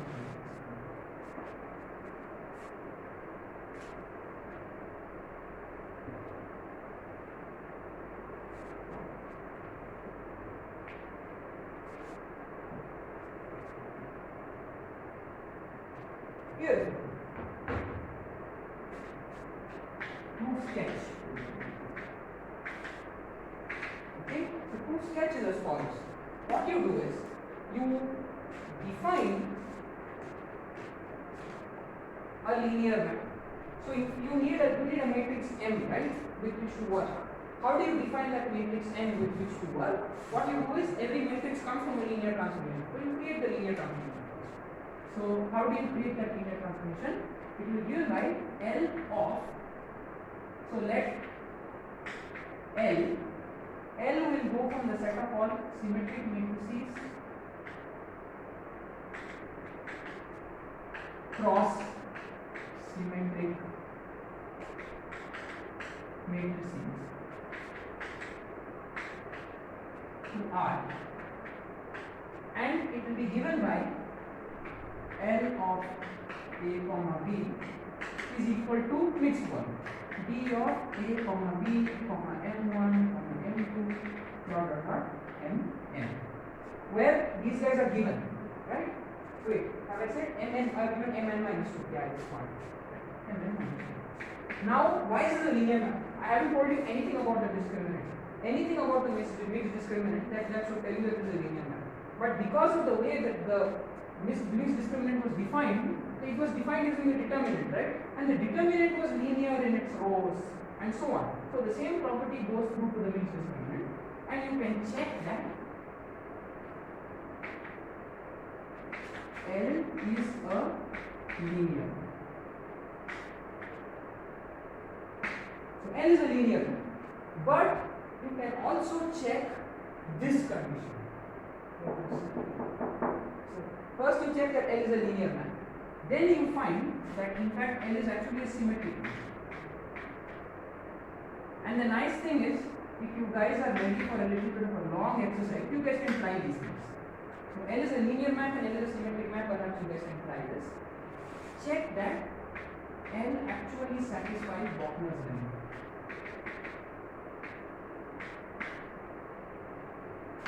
So if you want to check that L satisfies Bochner's lemma, you should go through perhaps 2 courses in linear algebra, because you need 1 course in positive definiteness. But if you learn positive definiteness a little bit in advance, then you can perhaps try this.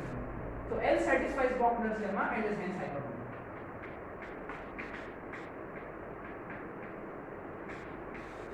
And because L is hyperbolic, it satisfies the reverse Cauchy.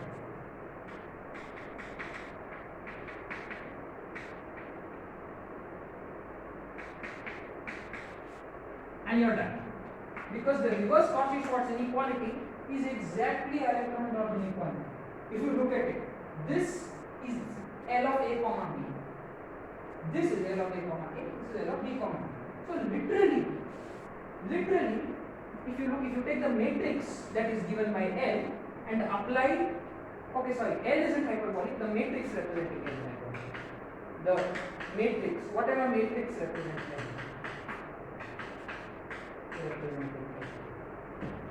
That is hyperbolic. Sorry, because L is a linear transformation. I didn't tell you that L is a matrix, but the matrix corresponding to L will be a symmetric matrix and which will satisfy Bachner's lemma, and therefore it will be a hyperbolic matrix. And you can check all this once you are within like one semester through positive derivatives. And it's a very straightforward thing, really straightforward thing. So like it will take you about half an hour, 45 minutes to do it. So then L satisfies the reverse Cauchy-Schwarz inequality. Great.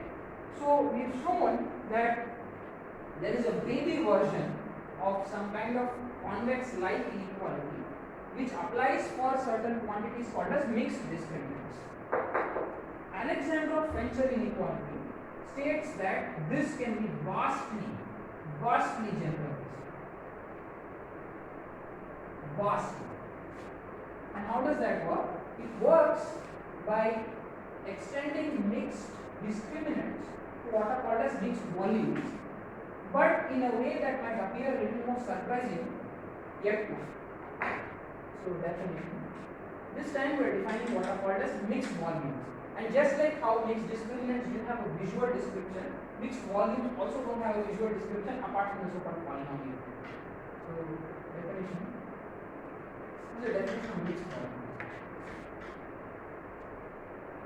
And while I am defining mixed volumes, the fact that something will be a homogeneous polynomial here will not be obvious and will actually be a different theorem by itself, which I can't do. So let this time C1, C2 up to Cn be n convex compact bodies, compact sets in I. Consider,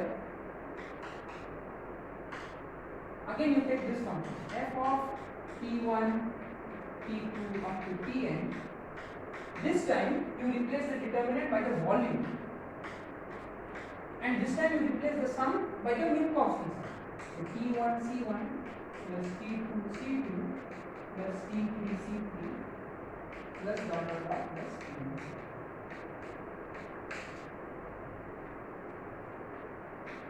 Then a theorem of Minkowski tells you that f is a homogeneous polynomial. This is not obvious at all. This is literally not obvious at all. What you need to do to prove it is that you need to show that you can approximate convex bodies by polyhedra. You can sort of sort of discretize everything. If you have a circle, think of it as a high-dimensional polygon or something like that. So you can reduce everything to polygons and then study this problem of polygons. So that's how you prove it. But anyway, Minkowski says that f is a homogeneous polynomial, and the same way you can expand it as a sum of each homogeneous polynomial degree n, and you can expand it as a sum of these monomials whose coefficients will be the mixed volumes. Sum n I1, I2, In equal to 0 to n of t1 to the I1, t2 to the I2 up to tn to the In times the mixed volume, which is given by capital B, of these guys. You know, Ci1, Ci2 up to Cn. And the mixed volume is then this one.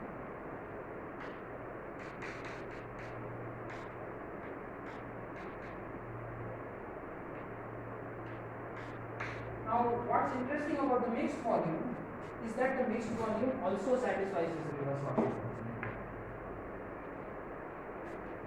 And that was a theorem that was proved in 1937, but whose proof in 2019 actually mirrored very much mirrored this technique. Very much mirrored this. This is exactly why I'm going to talk about it. I understand what okay, I'm doing a fast one.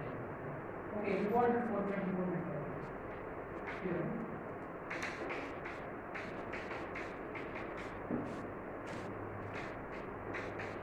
Alexandrov Pencil, 1997. If let's say A, B,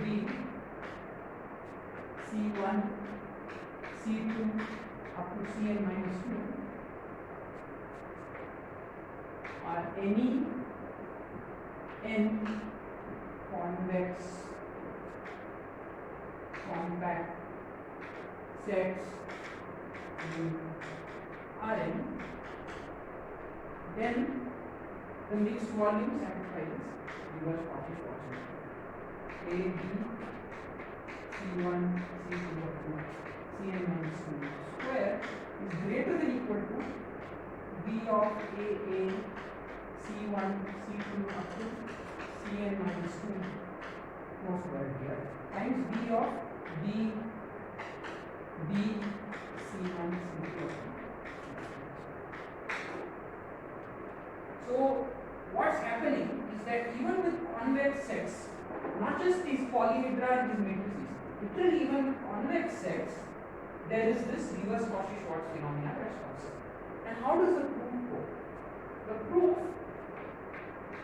to all intents and purposes, starts copying this after something. But the question is, when does it start copying it? Right? And the answer is, it starts copying it very late. Because the first thing that you need to do is to create something called as a support function.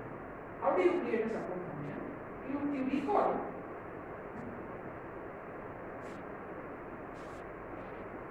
recall what I said yesterday regarding what a supporting hyperplane is. I said loosely in the theorem of Cantor that every convex set is determined by its supporting hyperplanes. Right? I use the word determined, but I want to specific about it. Now, when you have a convex set, right? Let's say this is a convex set. What you can do is you can try and study this convex set in every direction. So let's take a direction, something like this. Okay? So every direction is a unit vector. What you do is, for this unit vector, you find the point on this convex set for which the supporting hyperplane is normal to this. So for example, if you are pointing this way, then perhaps somewhere here you have a supporting hyperplane such that its normal is in the same direction. So this is u, let's see u. Okay? Let's call this vector as A. Then the dot product between the vector u and the vector A is somewhat representative of how in the direction u this convex set looks like. So you are kind of finding the points whose support is given by the normal at u, and you are taking the inner product of such a point with u. So when you do that, what happens is, for each direction you get an idea of how far the convex set extends in that direction. And when you do that, you get a function from the set of all directions to the real, and that function is called as a support function. So for the proof, you first make a definition. So the first thing you do is you need a sphere. So Sn minus 1 is the n-dimensional sphere. So it's basically the set of all points in Rn such that its distance is equal to 1. So it's the unit sphere. Okay?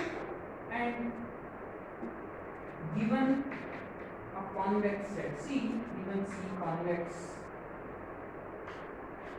in Rn,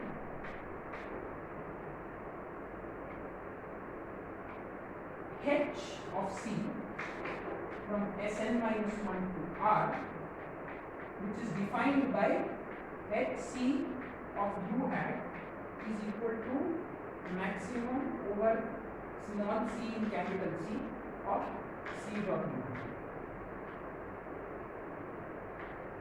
u is called the support function.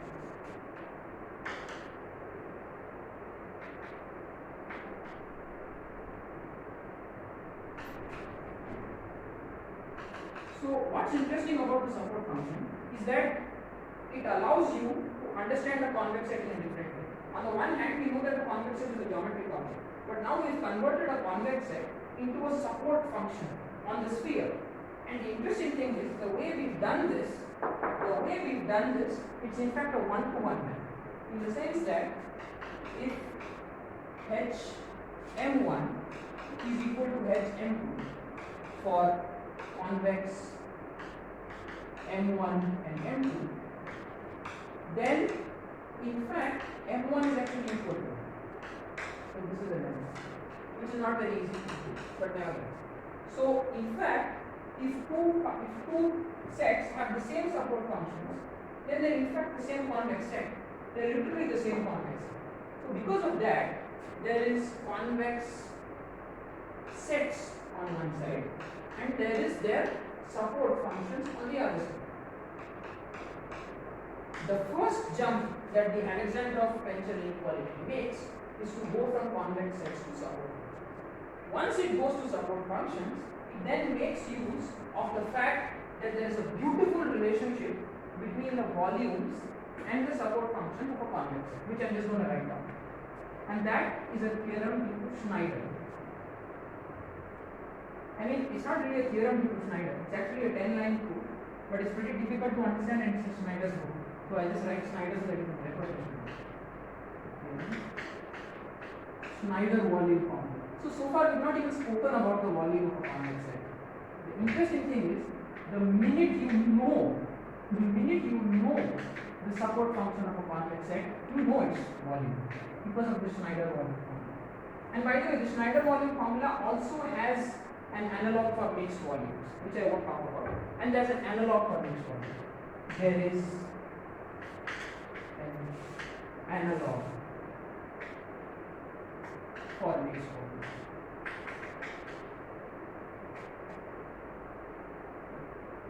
Right? What is this formula? Now, these support functions, they are actually extremely regular on Sn minus 1. They are also twice differentiable almost everywhere. And what does it mean for a high dimensional function to be twice differentiable? There is a certain matrix that is associated with each point, called as the Hessian matrix, right? That's what happens in multivariable calculus. The determinant of that Hessian matrix is involved. So, if C is a convex set in Rn with support function Hc, then the volume of C is actually given by the integral over Sn minus 1, whatever this means, of Hc of x times the determinant of the Hessian at x. So the minute you know the support function and the minute you know where it's differentiable and you know you can find its Jacobian at that point, take the determinant, not the Jacobian, the Hessian, take the determinant, you know the volume of your convex. This is remarkable. There is absolutely no earthly reason why it's true. And now, the analog for mixed volumes is even more shocking. What happens when you have mixed volumes?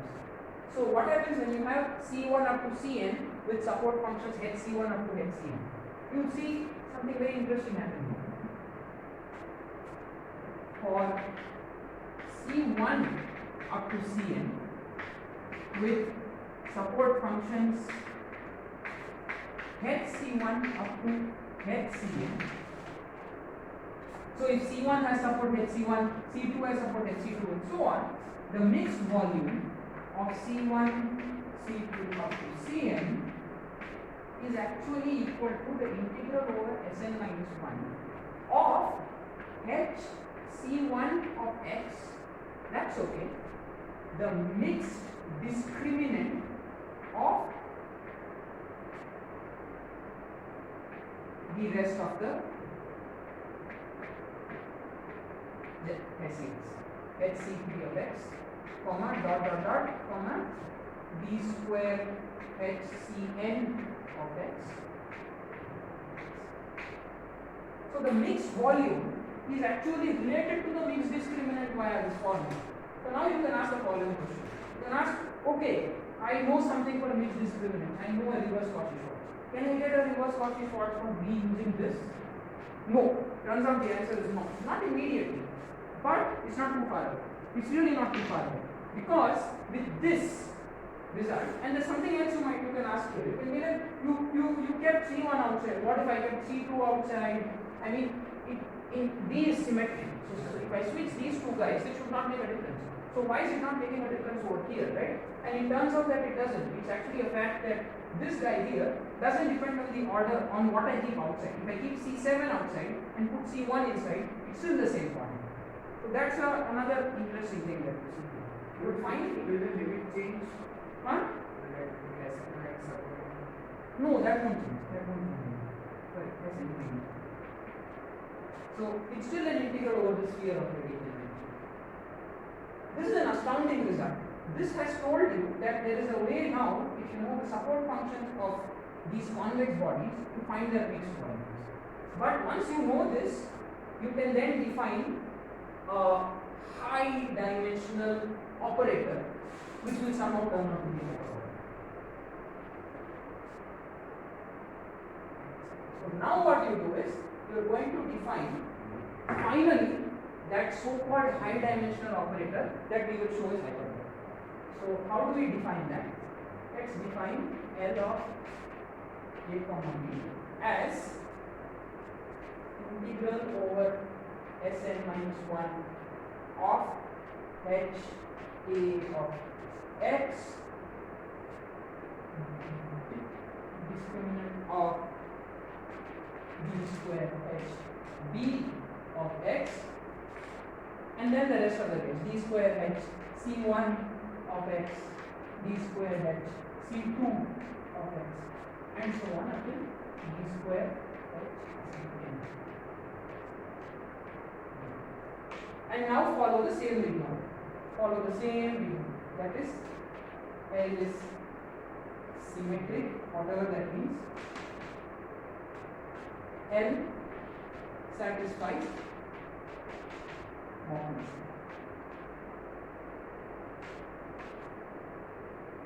Which means that L is hyperbolic.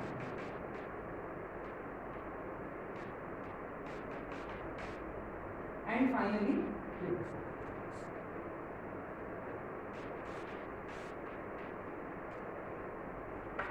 so the proof of Alexander-Fenchel inequality is interestingly, and Alexander-Fenchel inequality is so fundamental to convex geometry that it drove literally the results in convex geometry. I mean, people were like removing qualities of Alexander-Fenchel as late as 1980s and 1990s for a theorem that was discovered in 1937. That's pretty incredible. So how important this theorem is, I cannot tell you. But the interesting thing is, just in a matter of about half an hour, I have managed to show you that it is in fact such a good generalization of a very simple and ordinary reverse Cauchy-Schwarz inequality that can be derived even by anyone who has done half a course in linear algebra. And the amazing thing about this inequality is that we saw something that was true for low dimensions, and it somehow turned out that it was true for high dimensions as well. So L was somehow symmetric, and L actually satisfied Bochner's lemma. And if you recall Bochner's lemma, there was actually this condition about some unique positive eigenvalue or something like that, right? Some kind of like that actually come out from the general theory of how these functions look like. They have a certain form that's called an elliptic form, and for functions which are in elliptic form, they can extend, they can do whatever they want. So L is then really nice that way, and all you need to do is just check that particular condition, that kind of dot productic condition, you know, that x comma ax is less than equal to L of x, a of x comma a of x, whatever it means, right? So that's amazing. It's really sort of interesting to know that I could bring something so fundamental to convex geometry down to the level of a first or a second year. I'm done. Any questions? Any questions, anyone? So, can you recommend some sources for this? Sure. I'll recommend some sources, but if anybody wants to talk to convex duality, I'll set out it. Because I haven't even talked about convex duality yet. So, convex duality is far too important to be ignored in a 4-hour talk. But I had to, because I have to do this Alexander. What are some big references? The first one and the most important one, which I cannot really underemphasize, is this one. Schneider.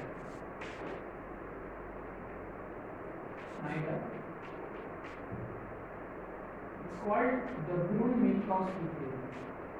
So the Minkowski theorem is a theorem that's actually a corollary of the Alexander theorem.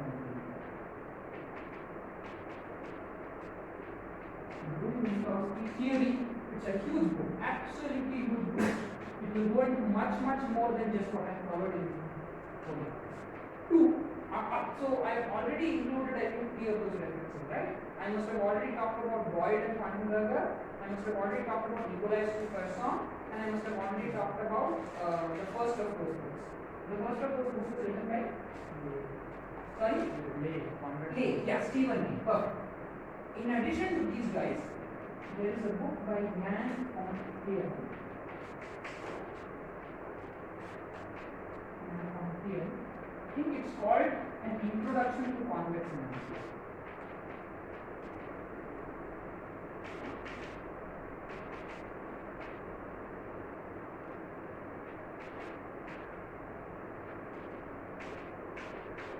And the third is if you want to understand, this argument in its full detail, with a lot of detail, except for the elliptic forms part, they skip even that. Then there is a paper, the 2019 paper of Schoenfeld, Yair Schoenfeld, and Ramon. I think the title of the paper is Another Proof of the Alexander Inequality. Another proof of the Alexander Inequality.